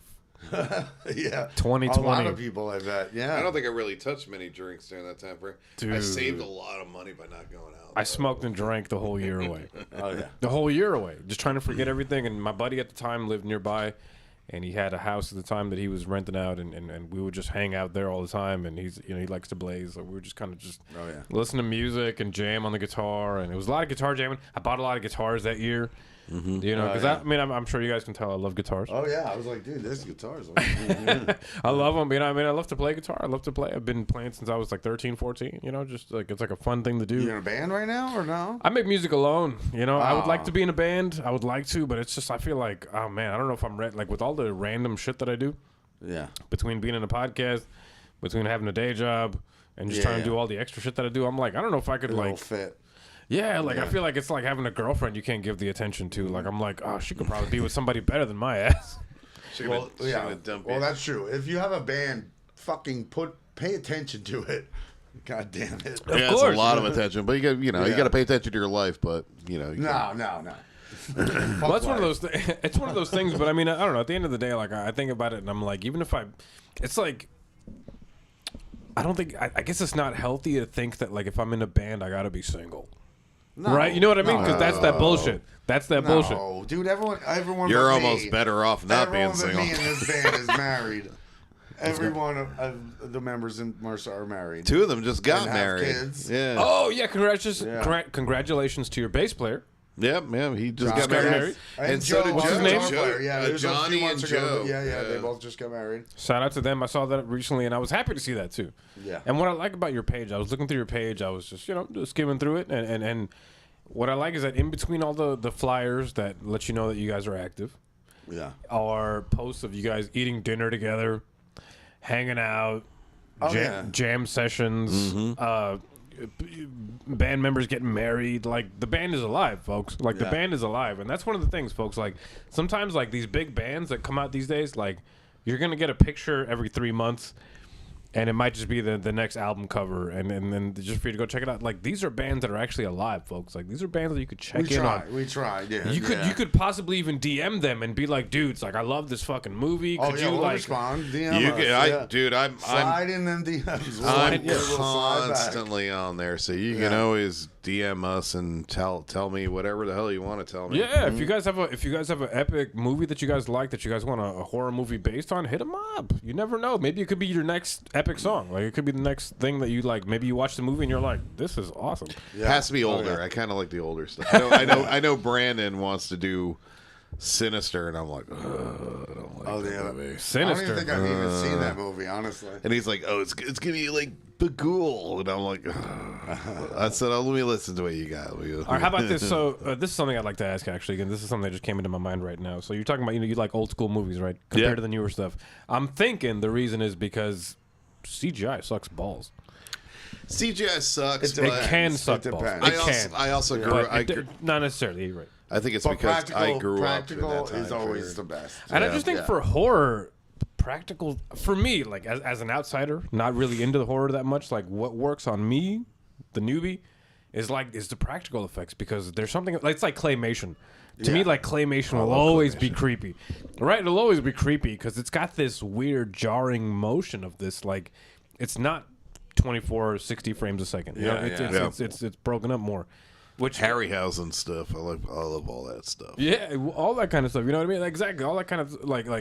There's something to it. So as far as future immersive videos, are we gonna try to go for some practical? Or are we gonna save some money on some CGI? We got some videos that are about to. Well, we're about to shoot some videos. We're gonna shoot a video for Actual Crystal videos, Lake. Yeah, like a real video, and it's. Oh man. And you guys going to Lake Placid?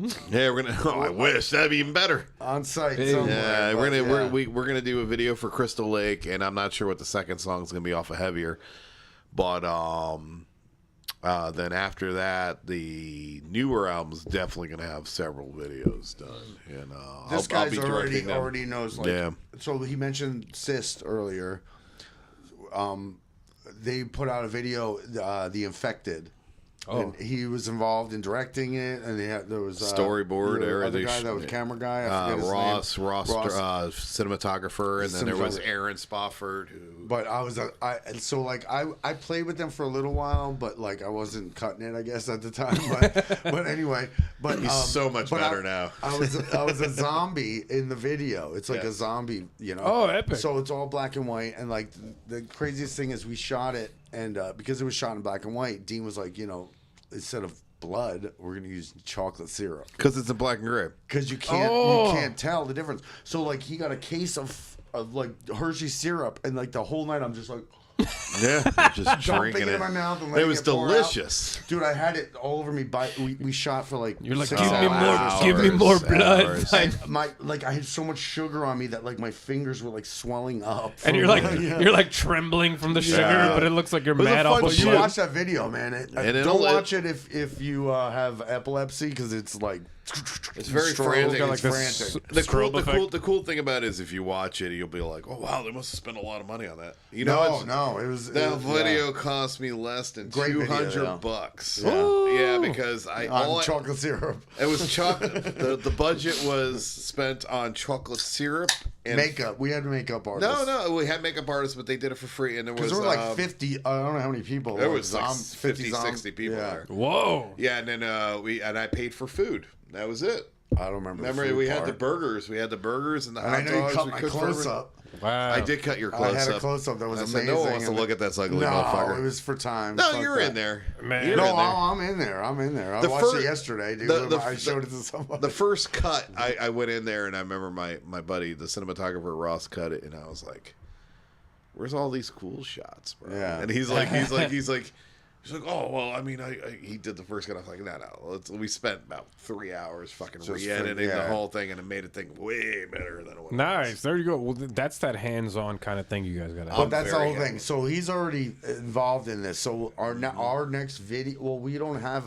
our videos, I'm calling them, is just us, putting together clips from the movies. Yeah. Most people don't know I'm artistic. Oh, yeah. Tattoo artist. I'm a tattoo artist. Yeah. I did the album cover for the Heavier. I've done... oh, really? That looks great. That's him. That's actually me on the cover, believe it or not. That's what I look like without a beard on and a little bit fatter, believe it or not.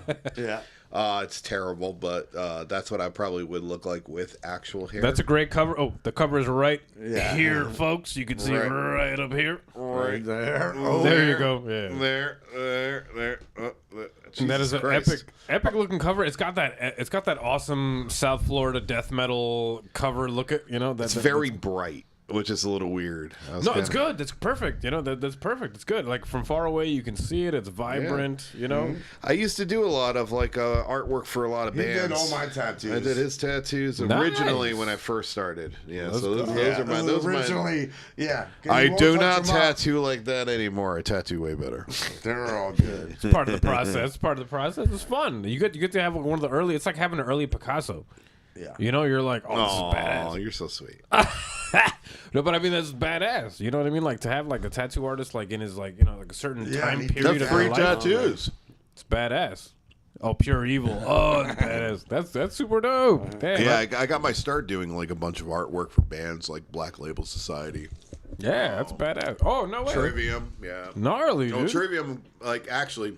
Oh, give a shout out to. I'm gonna give a shout out to Paulo, the bassist from Trivium. He's the one that helped us get onto Milwaukee Metal Fest. Yeah. Let's go. So, Paulo, I love you, bro.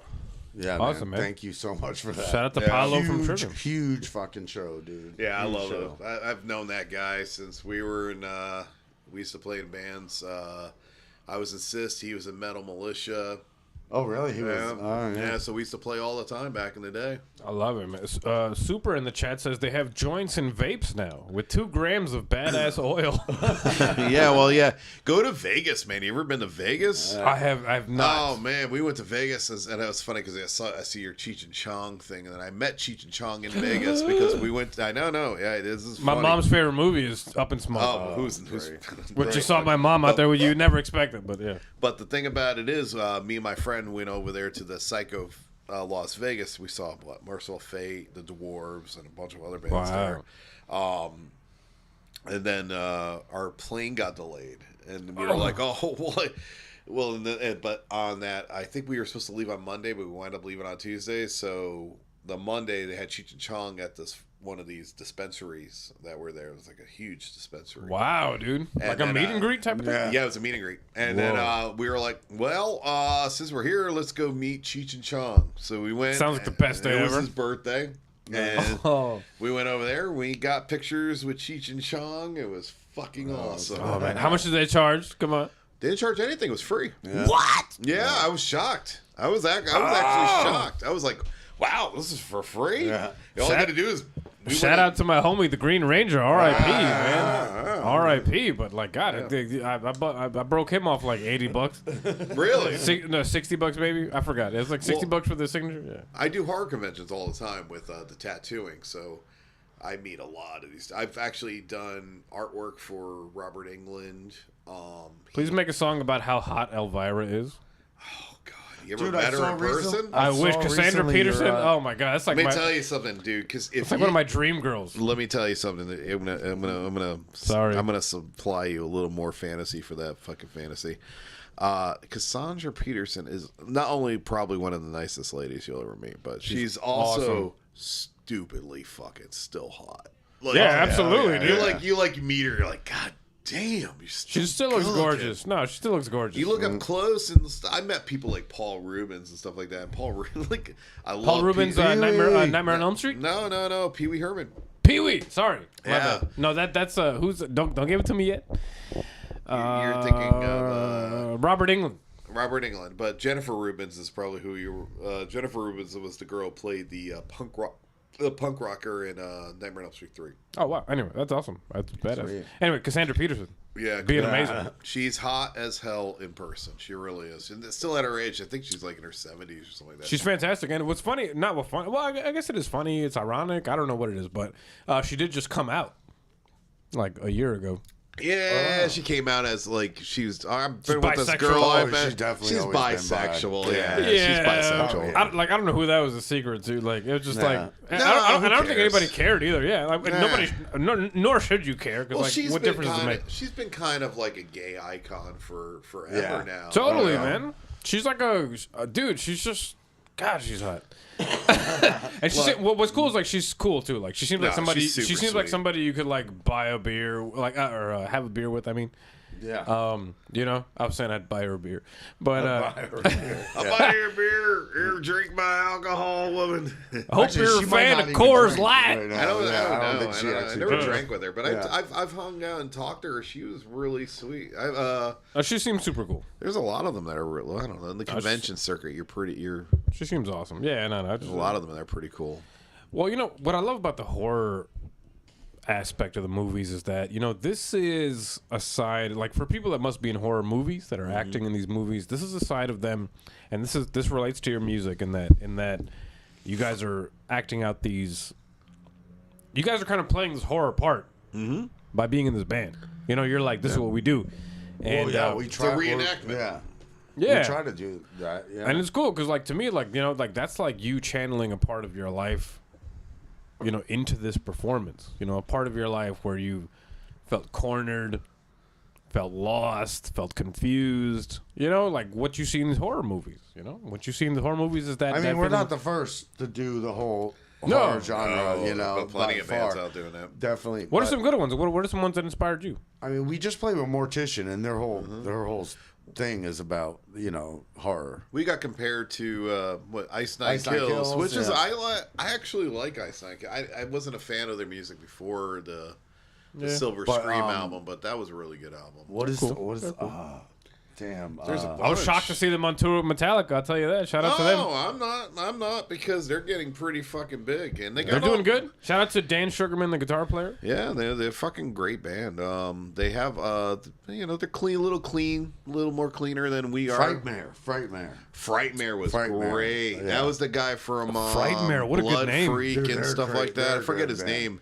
They have like some punk Midnight riffs Murder and Mania. death metal riffs. They're a good band, dude. That's good you band. want to listen to a really good album? Listen to that Midnight Murder Mania by Frightmare. Yeah. Awesome. It was on Razorback Records. I don't know if it's even. I don't know if it's on. Is it on Spotify? Oh, I have no idea. But man, that guy was like, the songs were a little bit more pig squeal and stuff like that on certain things, but they had like a variation of all different types of like death metal. But it's super fucking catchy. Yeah. Now the opener of your album, Heavier, you know, it's called Death. Is that based on the band Death at all? No, it's actually Death. It was Cubed. Death Cubed. Death with the 3, the little 3 up. Like, But cubed. I couldn't get the 3 in there. Yeah, that's why it didn't come out on that. It's But hard Death with these Cubed, symbols, and it's yeah. based on the movie The Cube. The Cube, yeah. Oh. Yeah. The Rube Goldberg thing? Is that who directed? I don't know. No, Rube Goldberg is What's that thing? Are they buddy of related to mine- Whoopi Goldberg? Rube Goldberg. I thought is like the things that like. Is that from Hellraiser? They fall No. and then like it like. Cube is about an intergalactic space prison. My buddy made a whole website on this. Sorry, go ahead. Yeah, Sorry. It's about an intergalactic space prison, and they have to figure out a way to get out. out, yeah. But you know, by the end, I'm not going to spoil the movie for you, but By the end, they don't. it's a really cool movie. They made like Yeah. I think 2 or 3 of those films, but the second one and third one I didn't bother watching. And but the first one's really, really good.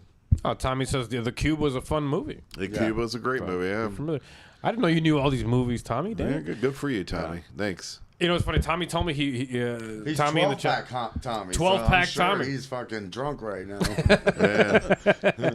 He's a fan of his. The 2 people died having sex. Yes, they did. Yes, they do. That's what happens when you have sex. You die every time, Yeah, well, it's like, or you cause death. Billions of deaths. One of the two. right? It's like you came, now you go. Whoops, and boom. I want to check out another song from you guys. Let's go ahead and check out Crystal Lake. That's our Jason song. That's the Jason song. That's what everybody loves. Any Friday the 13th fans in the chat tonight, grab onto your balls or your labia. Grab onto your ear pussies. Yeah, grab them, lady. Grab You're it. about to get fucked. Hold on to that outer labia. This song was actually just played on the Josta show on Monday. Jamie Let's Johnston just go played from it. Hatebreed. Yeah, from Hatebreed, from Hatebreed, yeah. And he gave us a shout out and everything. It was pretty fucking cool. Let's go, man. And you guys deserve that kind of shine. Thank you. Oh, yeah. Fantastic. So let's get into Crystal Lake. This is MRSA, same project, Heavier, 2021. Come on. Come on. I don't understand. Let me go pee again. Yeah, I have now to I pee broke. too. Now I broke the seal. Yeah. My wife is probably watching. Go, God damn it! You're drinking too much. Knock your Oh, it's fine. Yeah, I did the same shit earlier. Jason was my son, and today is his birthday. Who's?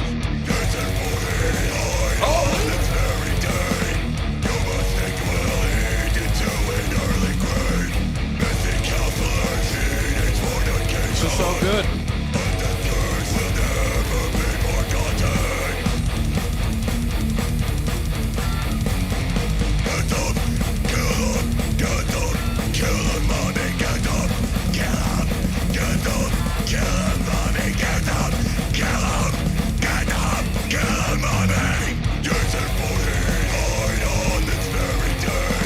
Dude, you're killing the drums right now, bro.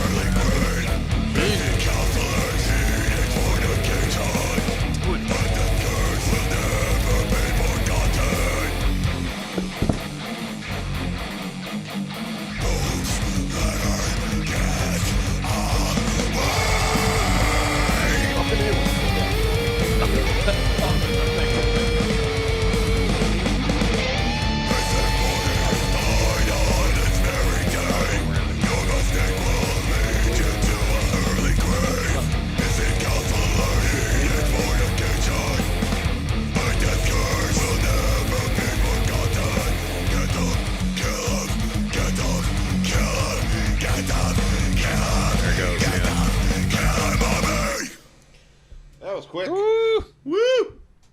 God, it's good stuff, dude. God damn. Those vocals are amazing, bro. Where'd you get those inspiration for those vocals? You Like, said Deicide. like I said, Deicide is pretty much. I mean, I'm an old school rockhead, so I like clarity. So but I like that you went for the gutturals, though. I went to the gutturals because I like the way it sounds. It's just so Me too. brutal. It's just It just sounds way more. It just sounds bigger. yeah. Like I feel like when people go for the screechy vocals, it makes the singer sound smaller for some reason. Mm-hmm. I mean, I do highs. I do a lot. Actually, my vocals vary from super lows to pretty much like almost.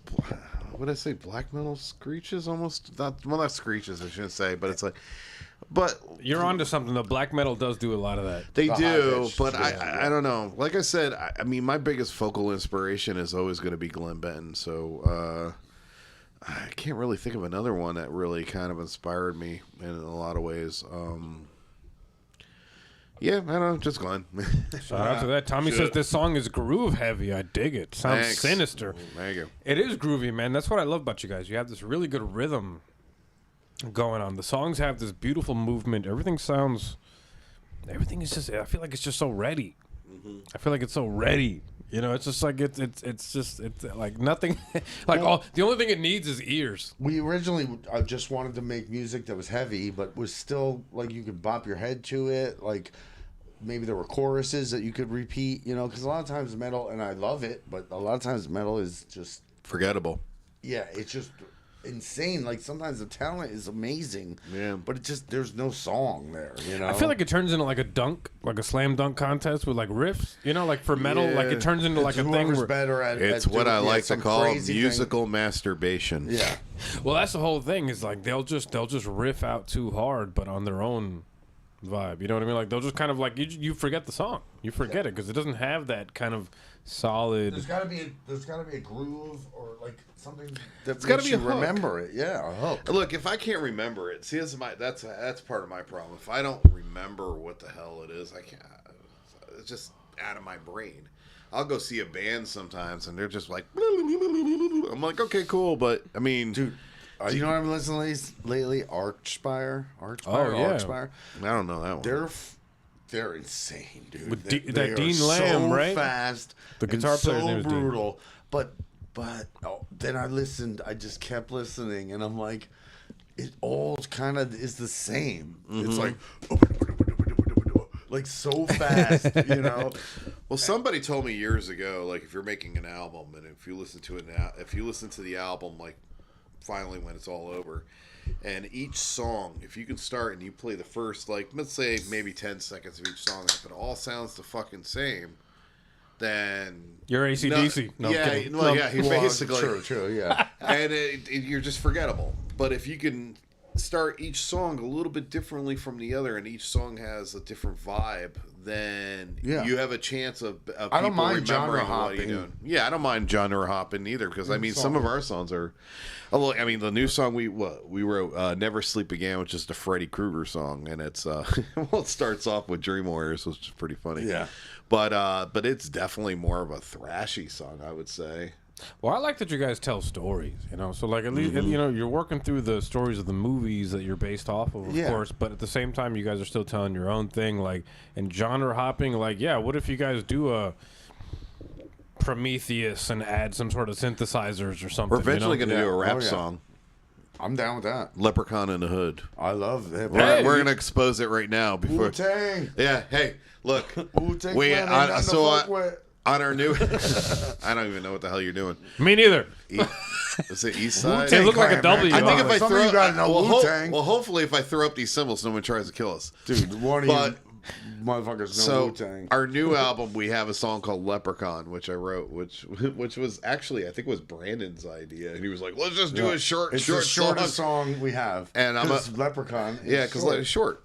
So, and then it was like SOD's inspired, so it's like super short. It's like, what, 36 seconds 38 long? seconds. 38 seconds long.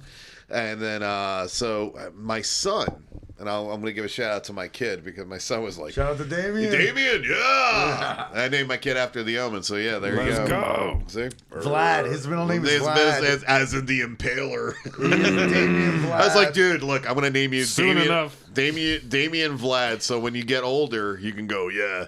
You go, what's your middle name? It's Vlad. Yeah. As the Impaler. I prefer Dude, my Dixon's water. son's name is Danger. Jack Danger Daniel. Dixon. Dixon, yeah. Oh So my when God. people, what's your middle name? My middle name's Danger. Danger. So my son turned around and goes, Dad, you should do like Leprechaun. Nah, I'm going to make him sound like a surfer, but he doesn't really sound like a surfer. But he's like, Dad, you should do Leprechaun in the Hood as the second one. I'm like, oh my God, it's a great idea. And a hip hop song. So I took the riff and I was like, 38-second oh hip-hop yeah. song. So the riff does work as a fucking like a fucking rap song. Like a rap song. And then he was like, oh, then you guys should do Leprechaun in Space. And I was like, And it'll be like a look at techno you. song. I'm so proud of We you. do EDM. You're like, he's an understood. EDM song. He's understood the Yeah. sequel. He's understood the sequel. we should do it as an EDM song. Oh my God, I didn't even think about that. I don't listen to that shit, so I don't know. But No, we'll do it. I do. yeah. That's I'm all down. But that was my son who gave me the idea for the Leprechaun in the Hood and Leprechaun in Space. And then we're like, he's short, so everything it has to be short. Yeah, everything's gonna be It's short. our fastest song It's ever. our fastest song. I love the way that goes, man. So I mean, tell me a little bit about the average day of in the life of both you guys. Like, because I know that God. like what's cool Totally is like different. yeah, because the thing is like Wake up, masturbate. Wake in the morning, eat really? food, masturbate. waking up But you inspired. got a wife, bro. What the hell? Hey, look, bro, but she's not Lori, home. what are you doing? She's at work. I mean, depending on the type of woman she is, sometimes they're like, oh, fantastic. Wake up and cake. Yep, Be like, I'll be there soon. It turns into that whole thing. that's right. But yeah. No. I mean, it all depends. So, like, what's up? Because the thing is, like, in the horror, what I love, it's kind of like imagine like a stripper, right? You see a stripper, and you're like, I can imagine it. and then you think you're like, oh well, like this person has this theatric job, but what do they do on their like day off? Like, what do they do on their just like a day to hang out? So like, what's the day? What's the day like hanging She out? sits around and eats cake. I am a maintenance man. Mm-hmm. I do that early in the day, and then the rest of the day I smoke a lot of weed. There you go, dude. My favorite. Everyone smoke weed. Do that. You'll be less stressed. You'll be less stressed. Just trust me. Or you could drink and get really fat. No, I drink a little bit, but I smoke a lot. Yeah. I've been telling myself to get off of these. Even these light beers are like, dude, they're adding up on me right now. That's I'm like, okay because you've had so far 2, 4, 6, 8, 10, 12. You've had. No, You've those had- are yours too. It's impossible. You've had 13 2, carbs, 4. sir. You're okay. But they're only like 1% alcohol. Yeah, right. It's definitely been like 6 beers tonight. But like, No. A 12-pack of Ultra Light is like having one highlight. yeah, really. Like it's super. And light. I've Like, already it's like- had one highlight, so Yeah. we're good. And I used to love IPAs. I love IPAs. I'll You drink know, anything. I used to hate them. They used to taste like Pine Sol. I remember Guar released a beer, and I was like, "Oh, I'm gonna taste the Guar beer." And I remember in Tad, I'm like, "Ugh, this tastes like shit. It tastes like fucking drinking Drano." yeah, no, IPAs are like. I used to have the first podcast I ever did was a craft beer podcast. Dude. Yeah, it was called The Beer Aisle. Okay. And so it was about craft beer. We me and my friends, Soul was in the chat earlier. And we would go to Total Wine every weekend. Oh, Total Wine's got yeah. some fucking selection, bro. Yeah, dude, we used to go to Total Wine. We used to make our own 6-packs. We'd come back to the apartment and just record a podcast.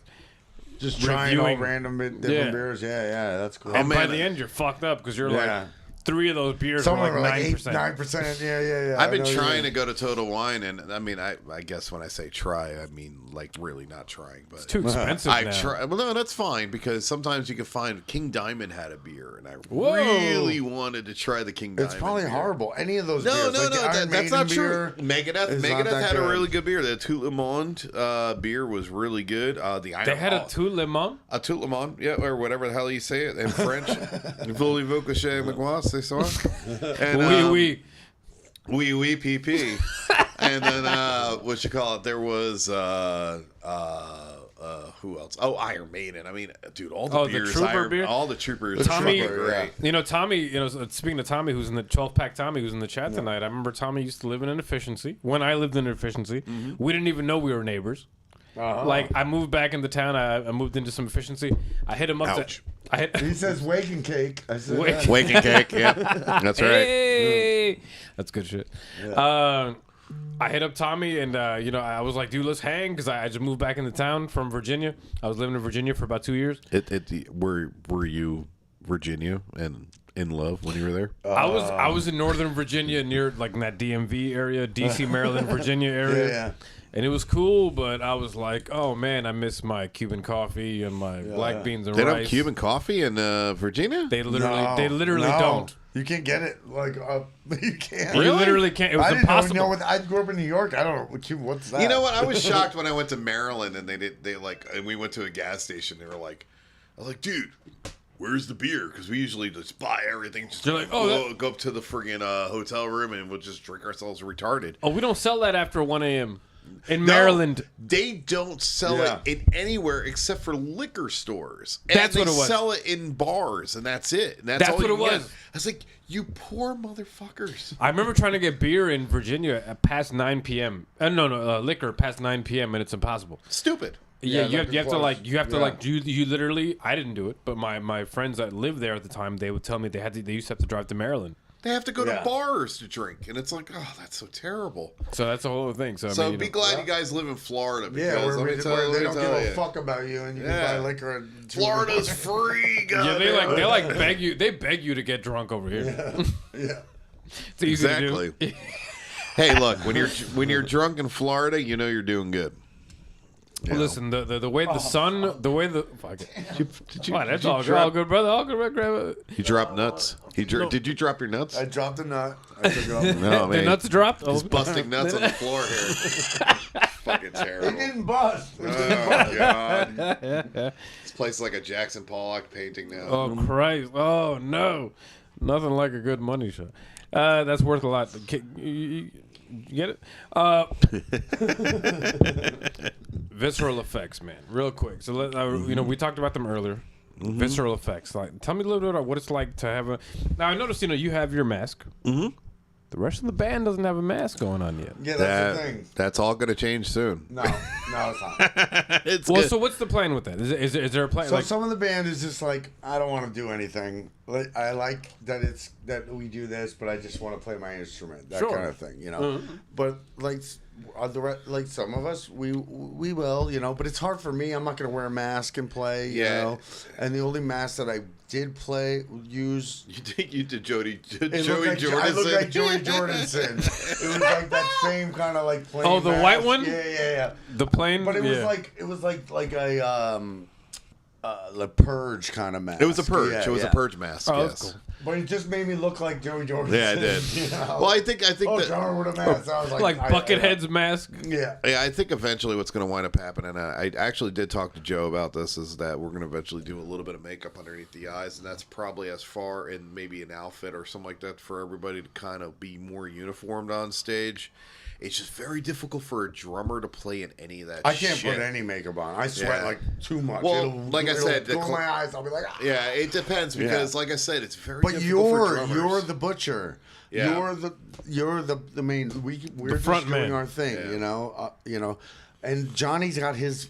He did wear a mask. And, Yeah, and he I had a think hard Brandon time with would that. too. You know. I think the thing about it is, I don't want to. We don't want to be like another like Slipknot or like everyone's wearing masks or And something I've been, like that. and tonight I was gonna tell you guys, like, thankfully, like, I listen to metal, sure, but like not that much. You know what I mean? Yeah. It's not like it's not the genre I listen to the most. I don't. got There's you. no I genre. Get that. I It's get usually that. Jennifer Lopez. Yeah. Do you like the Normally, J-Lo? it's a lot Yeah. of my love don't cost a thing. But think you got to keep me iced, you don't. No. Well, I listen to a little bit of everything. There's no genre I listen to the most because I like frequencies. You know, Yeah. I like the way they move me, no matter where they come from. It could be fucking Pavarotti. Oh yeah. Could be Mariah Oh, Carey. I like all sorts of music. Yeah, it could be Mercer. If it's a good song, it's a good song. Yeah. I'm going to let Tommy know. I'm going to let you know this right now. The mask is never coming off for me. So, I mean, I'll do interviews and with no mask because Jesus Christ, trying to fucking I could deal with that for half an hour. I think, and it's pretty cool. The new mask is a little bit bigger, a bigger nose and shit.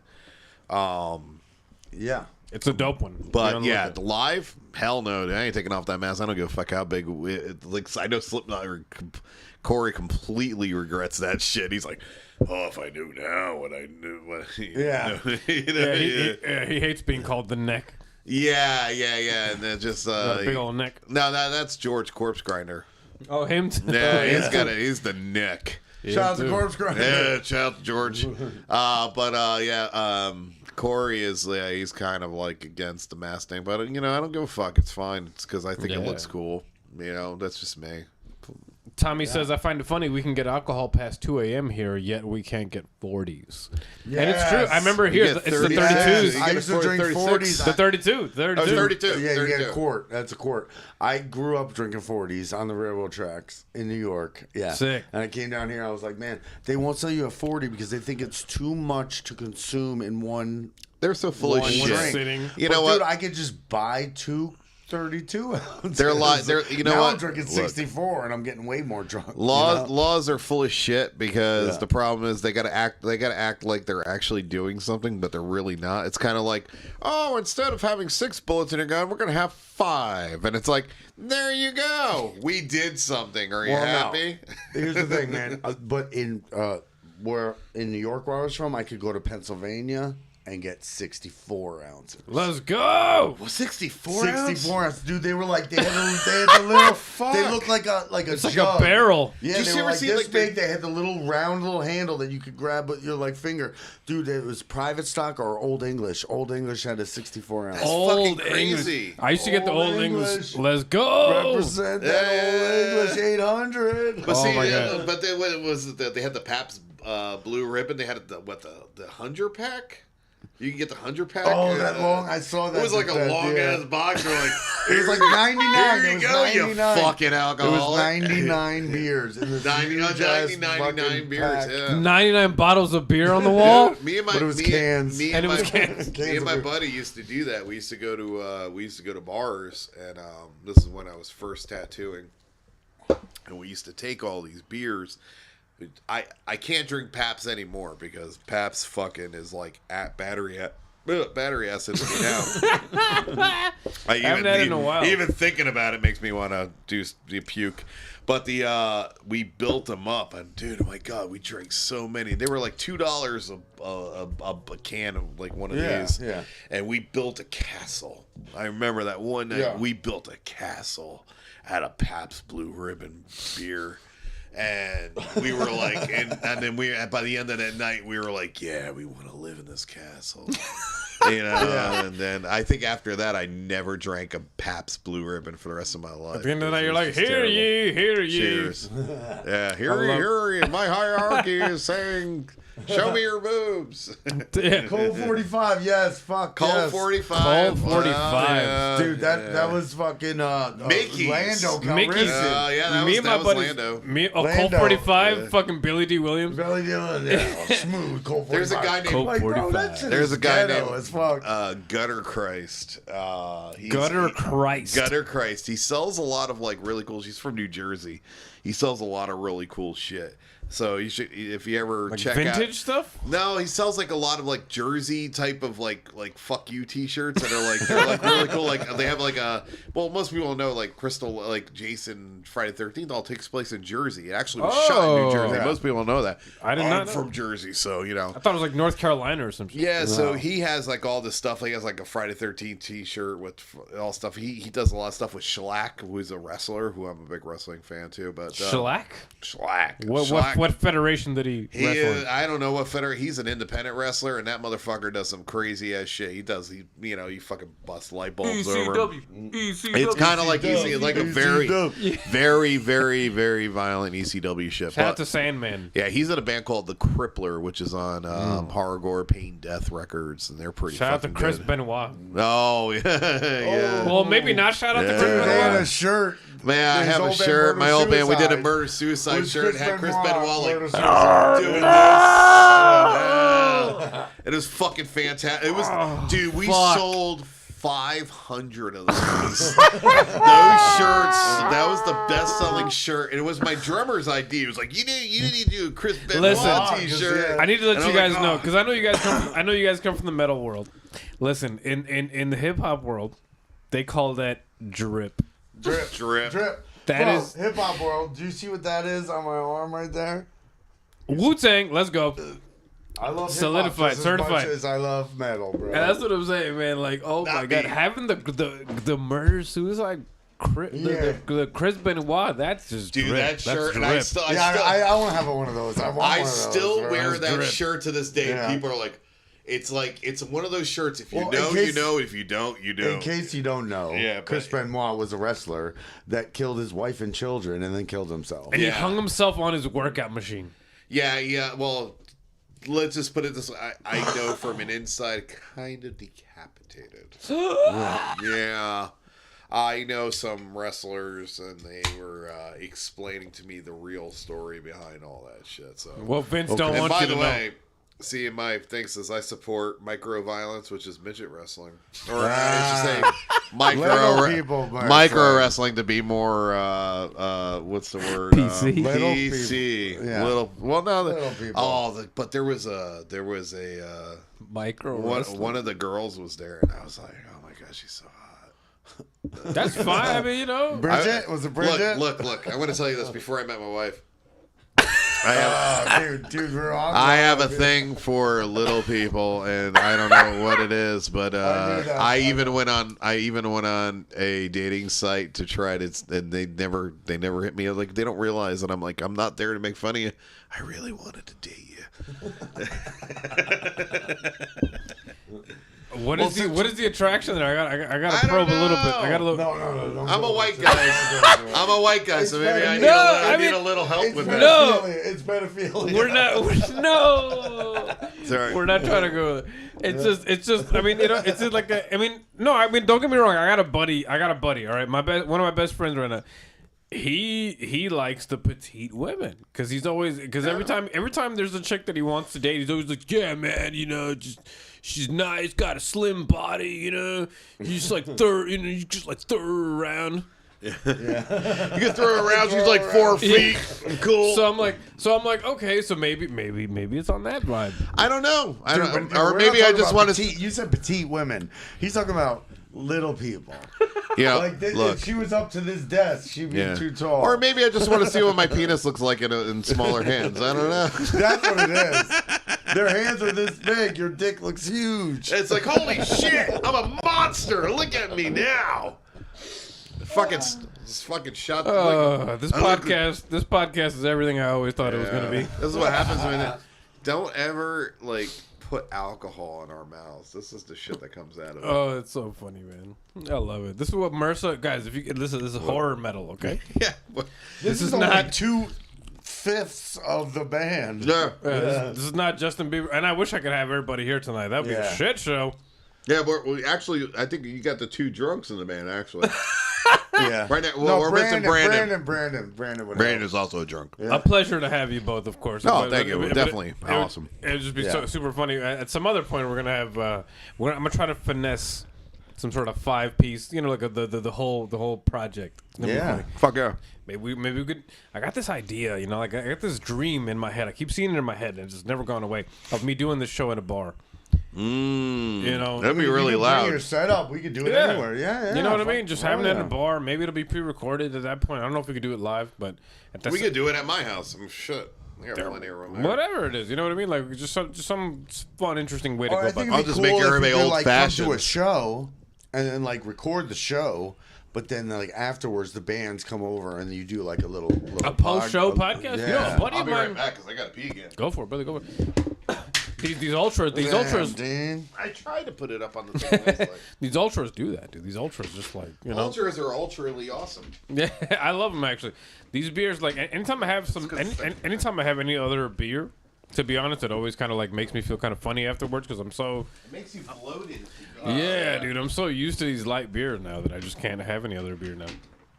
But I mean, I guess it's like, is that what they call an addiction? No, I it's don't. not. Right, I look at it was funny. Like sometimes I think like, oh man, I might be drinking too much, and then I listen to stories of people that are like drinking on their breaks at work, or like at work. Well, that's not necessarily alcoholism. There could be many different forms of alcoholism. Dude, talk to us. You could just drink every Friday, and that and you're still an alcoholic. You're still an alcoholic. You don't have to just wake up in the morning and drink whiskey to be an alcoholic. I like that. Yo, I like Drinking that. on a schedule. Like me, I am. Damn it, Dean. God damn it! Why'd you do that? That was quick. Because you're pee quick, bro. I'm a fast peer. It was hella quick. Whoa! Hey, how's it going? Oh, that open. I didn't even know that thing opened. Yeah. I gotta call my ex-girlfriend. I gotta tell her like, hey, pick that up, please. I was in there tapping the vein. Like I'm not saying I'm an alcoholic, but binge drinking. So like I may not drink all week or maybe 2 weeks, so maybe sometimes. But when I do, I want to drink nonstop. There you go. We were talking about like, you know, I was saying like, you know, I don't think I'm an alcoholic. I don't drink every day, and he was saying like, You're only an alcoholic if you go to meetings. Wait. It's true. Well, Brett was saying like, yeah, like you're not, you know, he's like you could drink every Friday but still be an alcoholic, and I'm like, that's true. I had a friend I grew up like with. His dad used to drink just every Friday, and I'd be at his house staying over. This was when we were real young. His dad just be wrecked, and he would just be wrecked. He would like, but not like scary wrecked. Look, but he wasn't. Let's use the correct. Come here, come sit and watch this with me. Let's use the correct terminology. He wasn't wrecked. He did that every Friday, forever. The correct terminology is not wrecked. It's awesome. No, well, no, it wasn't awesome to my friend who was a child and didn't like his dad all shot. You know, he was like, "America, let's go shoot guns." Tommy says, "I used to smoke at work. Weed. I smoked weed." Yeah. Listen, you know what? Smoking at work to me feels like you're getting your job done better. Because not me. It depends on what you do. I smoked before and right after work, but I don't have time to smoke during work. I'm a very like pro pot kind of guy. Like, of course, like addiction exists in every form. Yeah. So like, you could be just smoking too much and just not like just dicking around enough, you know, not paying attention. But at the same time, like, I don't know, compared to all the other stuff that like the world wants you to do. Yeah. You know, like compared to like I remember when Molly's like first hit the scene, right? I never done them. Yeah. Whatever. But I just remember when they first hit the scene. Whatever. If you done them, whatever. Who fucking cares? I just never have. And And if you have, put your experience below. Did you hate them? Did you like them? Tell me how many people you touched while you were on Molly.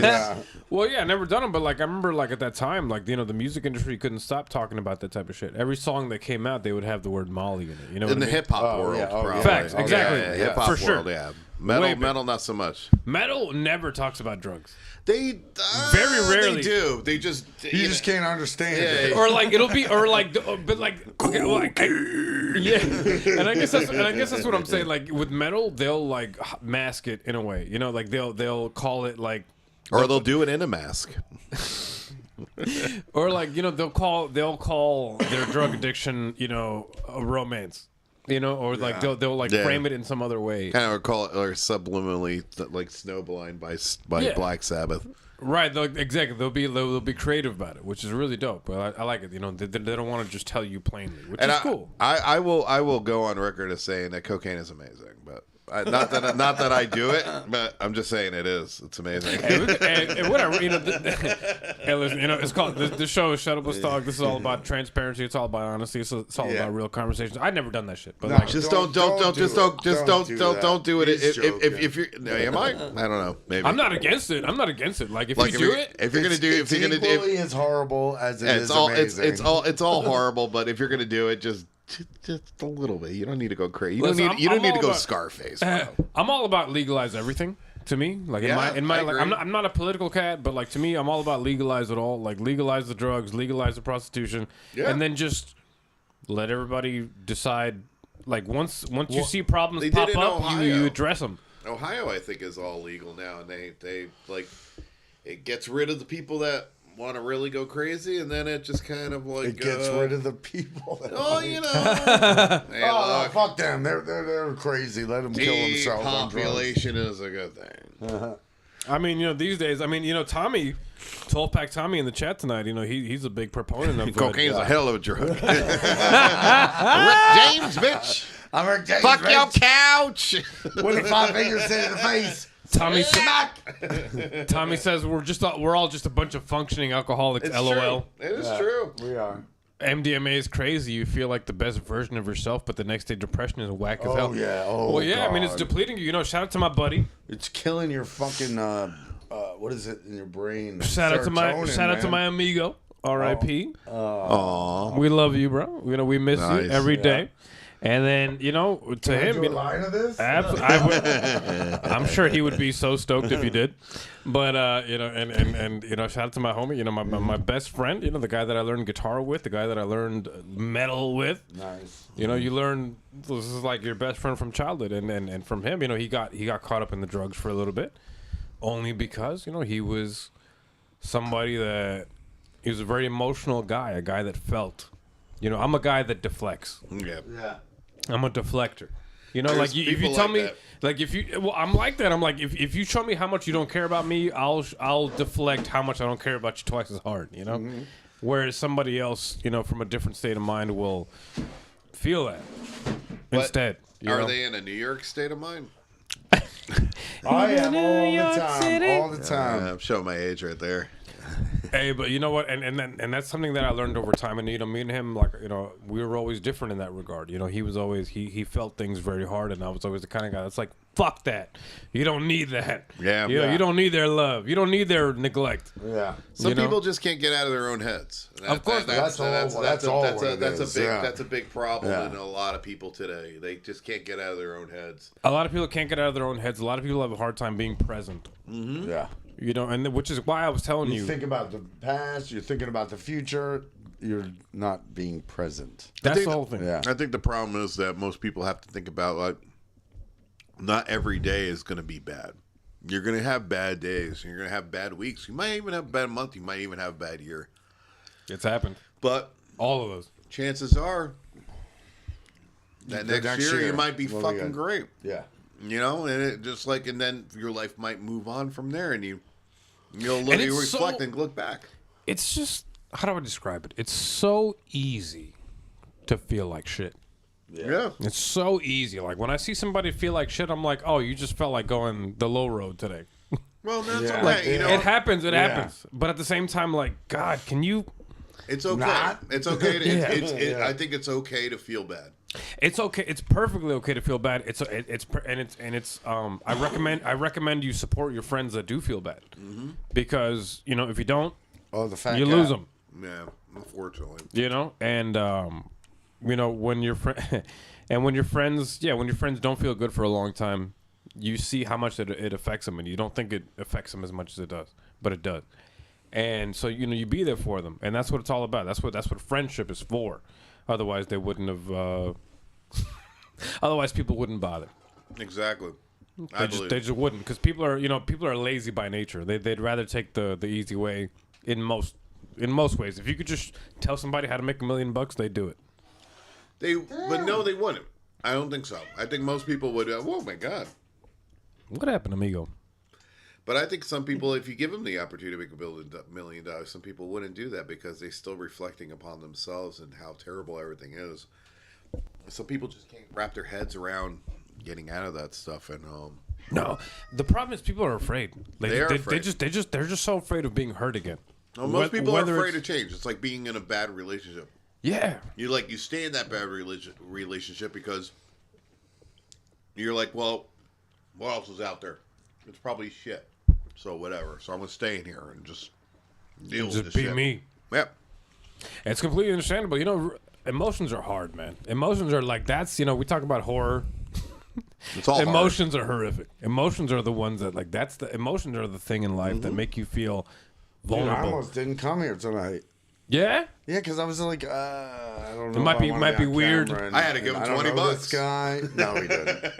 But I feel you. But it might be weird. It might be. He just got weird. I was like, I don't know. Do you have any idea how nervous I was for tonight's episode? Oh, really? On the opposite end, to me, even tonight, I was like, shit, dude. I haven't done a podcast. World Eater was 2-3 weeks ago. Yeah. Was it really? Yeah, it was about 2-3 weeks back, maybe 4 weeks back. I don't remember. I watched that whole thing. I appreciate that. Man. Yeah, man, it was fucking awesome. I love those guys. Those guys are great. They're great dudes, man. And World Eater was a few weeks ago, and I was kind of like, man, I gotta have these guys on tonight. Am I gonna be whack? Am I gonna suck? Am I gonna? You start thinking of all these things that don't even exist. Yeah. They don't even exist. No. You know why? You know why they don't exist? Exactly, because we're vibing. Yeah, dude. We're just hanging out. Dude. Yeah. But I'll tell you why it doesn't exist. Alcohol. Yeah. It does break. It does bridge the gap a little bit. Blazing a little bit does bridge the. It bridges the gap a little bit. But at the same time, it's all about breaking out of your own head. Because any day could be the worst day of your life. But if you're not prepared for it, it might be. Ooh, pineapple. Nice. Dude, I was like, oh man, hour or so, man, on this thing. We're on 2:11. Woo! And we're still chilling. Yeah. And I didn't realize it'd been that long. We're probably gonna call it a night soon. Yeah. But that's amazing that it's been. I didn't really look at the time like that, because it's been these conversations. Yeah, these conversations. They. It's like the love of your life. Half the time you barely find it. It finds you. Half the time you're just like, oh, I didn't think you'd be here right now, or here. Or you go on a dating site and find it there. Or you're on a dating site, which is fake fucking women. I found my wife on a dating site. Well, you know what? Even a dating site, it takes 2 hands to clap. Yeah. It takes 2 hands to masturbate sometimes. If you're an overhander, sure. Yeah. But you gotta take that mix it up. Butt, you just mix it up a little bit, sure. But alrighty, folks. Let's check out one more song from MRSA tonight, folks. I want to check out another song from this project. What is the song that you guys would like to check out from the heavier project that we haven't checked out tonight? What do we? We checked out Death. Everybody loves Brains, and I don't know. I like Nazi Zombies. Fuck off, which is kind of funny. They didn't put fuck off on the thing. On the post. No, probably too controversial. I love the. I don't know what's more controversial: Nazi zombies or Nazi zombies. Fuck off. Well, what I love about the concept of Nazi zombies. You guys, the last song on the project, by the way, Heavier 2021, Nazi zombies. What's scarier than zombies? Elitist, fascist, bullshit zombies. So it's based on the movie Dead Snow. Which is Wolfenstein. It's about Wolfenstein. I think it's based off a little bit of Dead Snow. Yeah, but it's just Nazi zombies, man. The Nazis fuck 'em. Came back and they were zombies. They stole their gold. They stole the gold. The gold. I forgot. What movie is this again? Sorry. Dead Snow. Dead Snow. There are two of them. There's two. Dead Snow and Dead Snow 2. It's directed by the Swedish director who's also directed another movie called Hansel and Gretel Witch Hunters. Oh, did I say that in English? Hansel and Gretel Witch Hunters. Hansel and Gretel Witch Hunters. And he also just directed that the hell was the name of that movie? The Santa Claus movie with with Hellboy in it. Deadly Night? No, Violent Night. Violent Night. Yeah. Oh, So he just directed that movie. With So David Harbour. that guy, David Harbour. Thank you. Yeah. And dude, that guy he directed Dead Snow, which is it's mostly in I think it's Norwegian, actually. I think it's French. I think no, it's not French. It's Norwegian. It's in French. You're a liar. Only lie to women. Don't lie to me. But I think it's it's Norwegian, so it's Finnish, I believe. And then they made a sequel, which is Red versus Dead, which is way better. And it's so violent and over the top, and it's great. But the clip we have before the song is French. Is it? I'm pretty sure they're speaking French. I think you're a liar. And they're talking about the monsters coming. Is this in Nazi Zombies? Yeah, Nazi zombies. So is that the song we're checking out next? Yeah, let's do it. Sure, why not? Yeah. Let's go. Yeah, most people haven't heard this or we don't play it out. We haven't played it We loud. recently. We were just talking about this our on the way here. We're like, wait, we need to play Nazi Zombies again. All right, folks. This is Nazi Zombies by MRSA. Fuck off, which is the real title. Yeah. Spotify won't allow it because it'd be like that. So, folks, this is Nazi Zombies by MRSA, 2021 project, Heavier. Last song of the evening before we just talk for a few minutes after this and then close it out. So enjoy this last tune, folks. Nazi Zombies. Yeah. Oh, it sounds French. Yeah. That's a lie. Sounds Norwegian. It's French. Satans jävla. It goes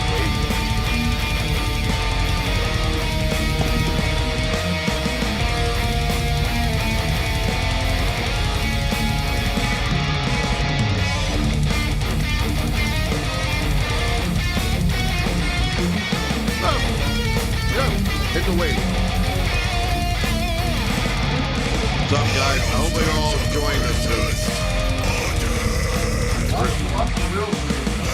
The real stream's good too. I mean, Disney only got a picture of me and Brett. Couldn't get him in there because I don't know. It's such a short friggin' angle.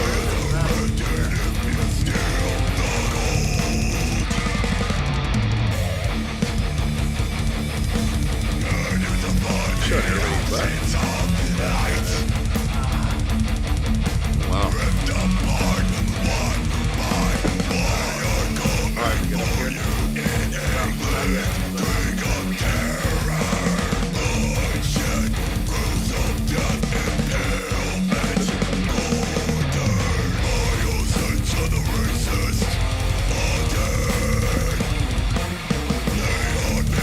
Mind you, I haven't eaten anything for hours.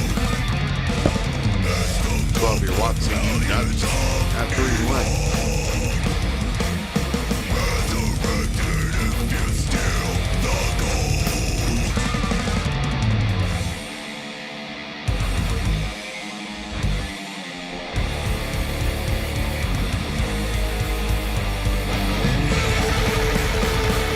So entertaining watching somebody eat nonstop.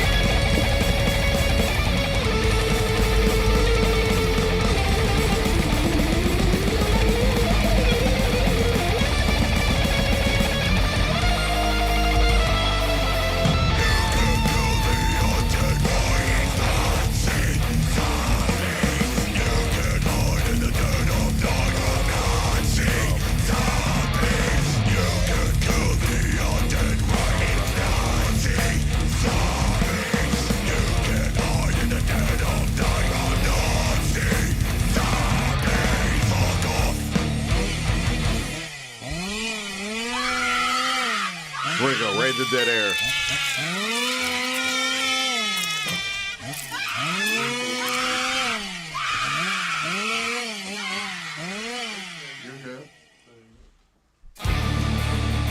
No, we're gonna play it again. There you go. Yeah. Double your pleasure, double your fun. Right? That's the blah, blah, blah, blah, blah, blah of double mint gum. Double mint gum. Remember that? And they would always have like twins in the video. It was amazing. Yeah, that was awesome. That was good shit right there. Folks, that was... Oh, your boy. Oh, what? Yeah, put this away, dude. Oh, hey, it's all good. It's all good. It's all good. This man's been through so much worse. I bet he's cracking up over this whole thing. But he was my best friend right there. This guy's the guy that laughed through it all. This guy that taught me that you gotta not take life so seriously. You know, we became podcast amigos. Nice. Yeah, he was always a very shy dude. We started podcasting together. This guy started killing his job interviews. You know, ended up becoming a biomedical engineer. Biomedical, jeez. Christ. Yeah, biomedical. So it made him more He was, confident. made him way more confident. You know what I mean? Really, he would always thank me for that type of shit. So like, He sounded very motivated. yeah, hey, man, he was great dude, man. That's why I became a tattoo artist. I didn't want to be motivated. Hey, to do anything. hey, man. Well, you got to be motivated to Do art. do Do art. tattoo, yeah, man. That you're motivated in all sorts of different ways, which is just even cooler, actually. You know what I mean? So like, shout out to that, man. Hell yeah. Shout out to everybody hanging on the chat tonight. Thank you, guys. We love you all. Shout out to 12 Pack Tommy. Shout out to Super. Shout out to Willow. Everybody in the chat hanging out thank you tonight. for coming, you man. guys. What is the future of MRSA looking like right now? Future right now, as is, right now we are getting big management. Woo!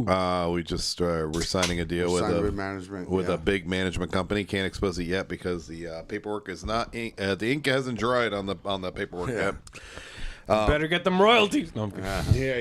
Yeah. It'll happen. So You're doing it. The biggest thing though is Milwaukee Metal Fest. we're playing bro. Milwaukee Metal No. Fest. Yeah. Anthrax, suicidal tendencies. The day we're playing, Fear yeah. Factory. Inhalation, Macabre. I can't wait to see. I haven't Amazing seen bands. these guys The in biggest forever. thing we've ever done. No, it's We're- big stuff, folks. yeah. And you know what? I need you guys, everybody at home, I need you guys to realize that, like, a lot of people are like, no, man, don't sign the label, dude. But I'm like, listen, do you want exposure? Do you want eyes to look at you? Yeah.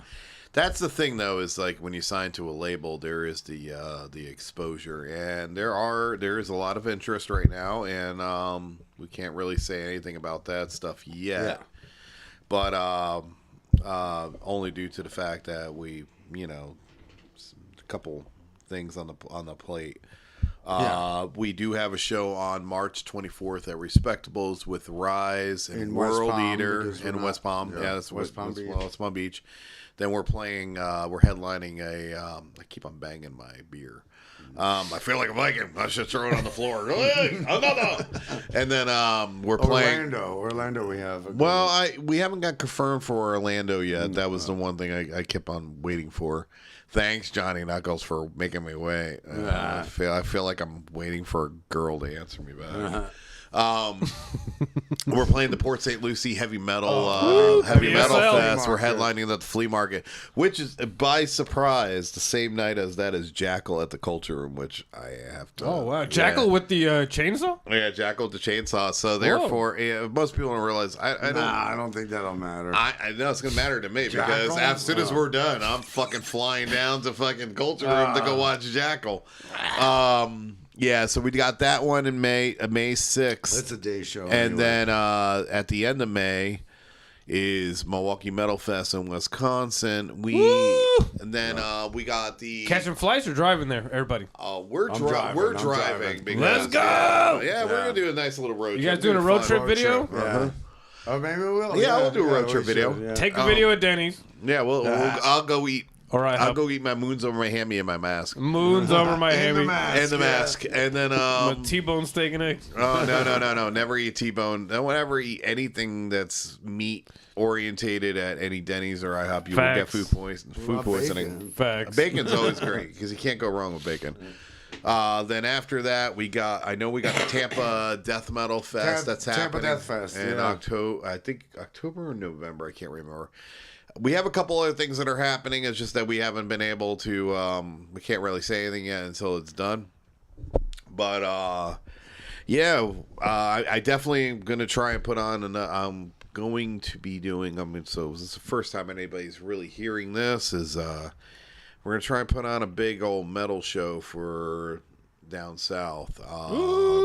We local homies tune in right now. So hopefully we can get a lot of our buddies and on the show. Like I really like Serpent's Rise is really great. World Eater.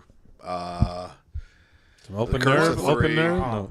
We'll see. Just a big metal event. It's gonna be Brett doesn't know about this yet, but I've been working with the promoter from the guy who's doing all the heavy metal flea markets and punk rock flea markets. Sick.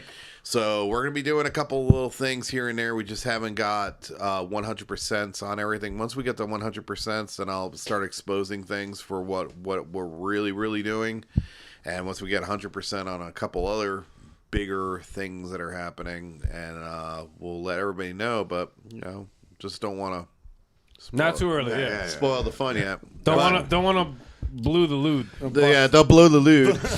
But the one thing you can look forward to is that we are definitely making a video that I'll be directing for Crystal Lake. That's gonna happen, and there's gonna definitely be a kill in that I've always dreamed about.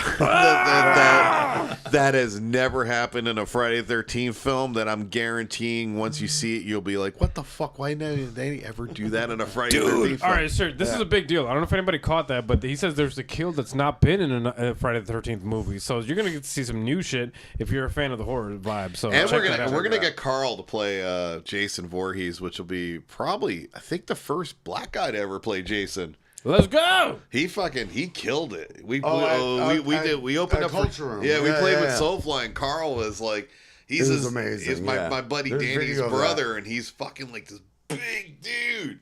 Let's go. He came out. It was amazing. He was fucking awesome. He's like, and I remember he came up to me, he goes, "Bro, can I get two machetes?" Yeah, I'm like, we gave him a two of them. Yeah, I looked at him and said, "That video's online if you want to." If you want to look it up, it's really cool. Is this a live performance where he came out in the middle? He came out Dude, he's humongous. Yeah, I've seen this video. Big dude.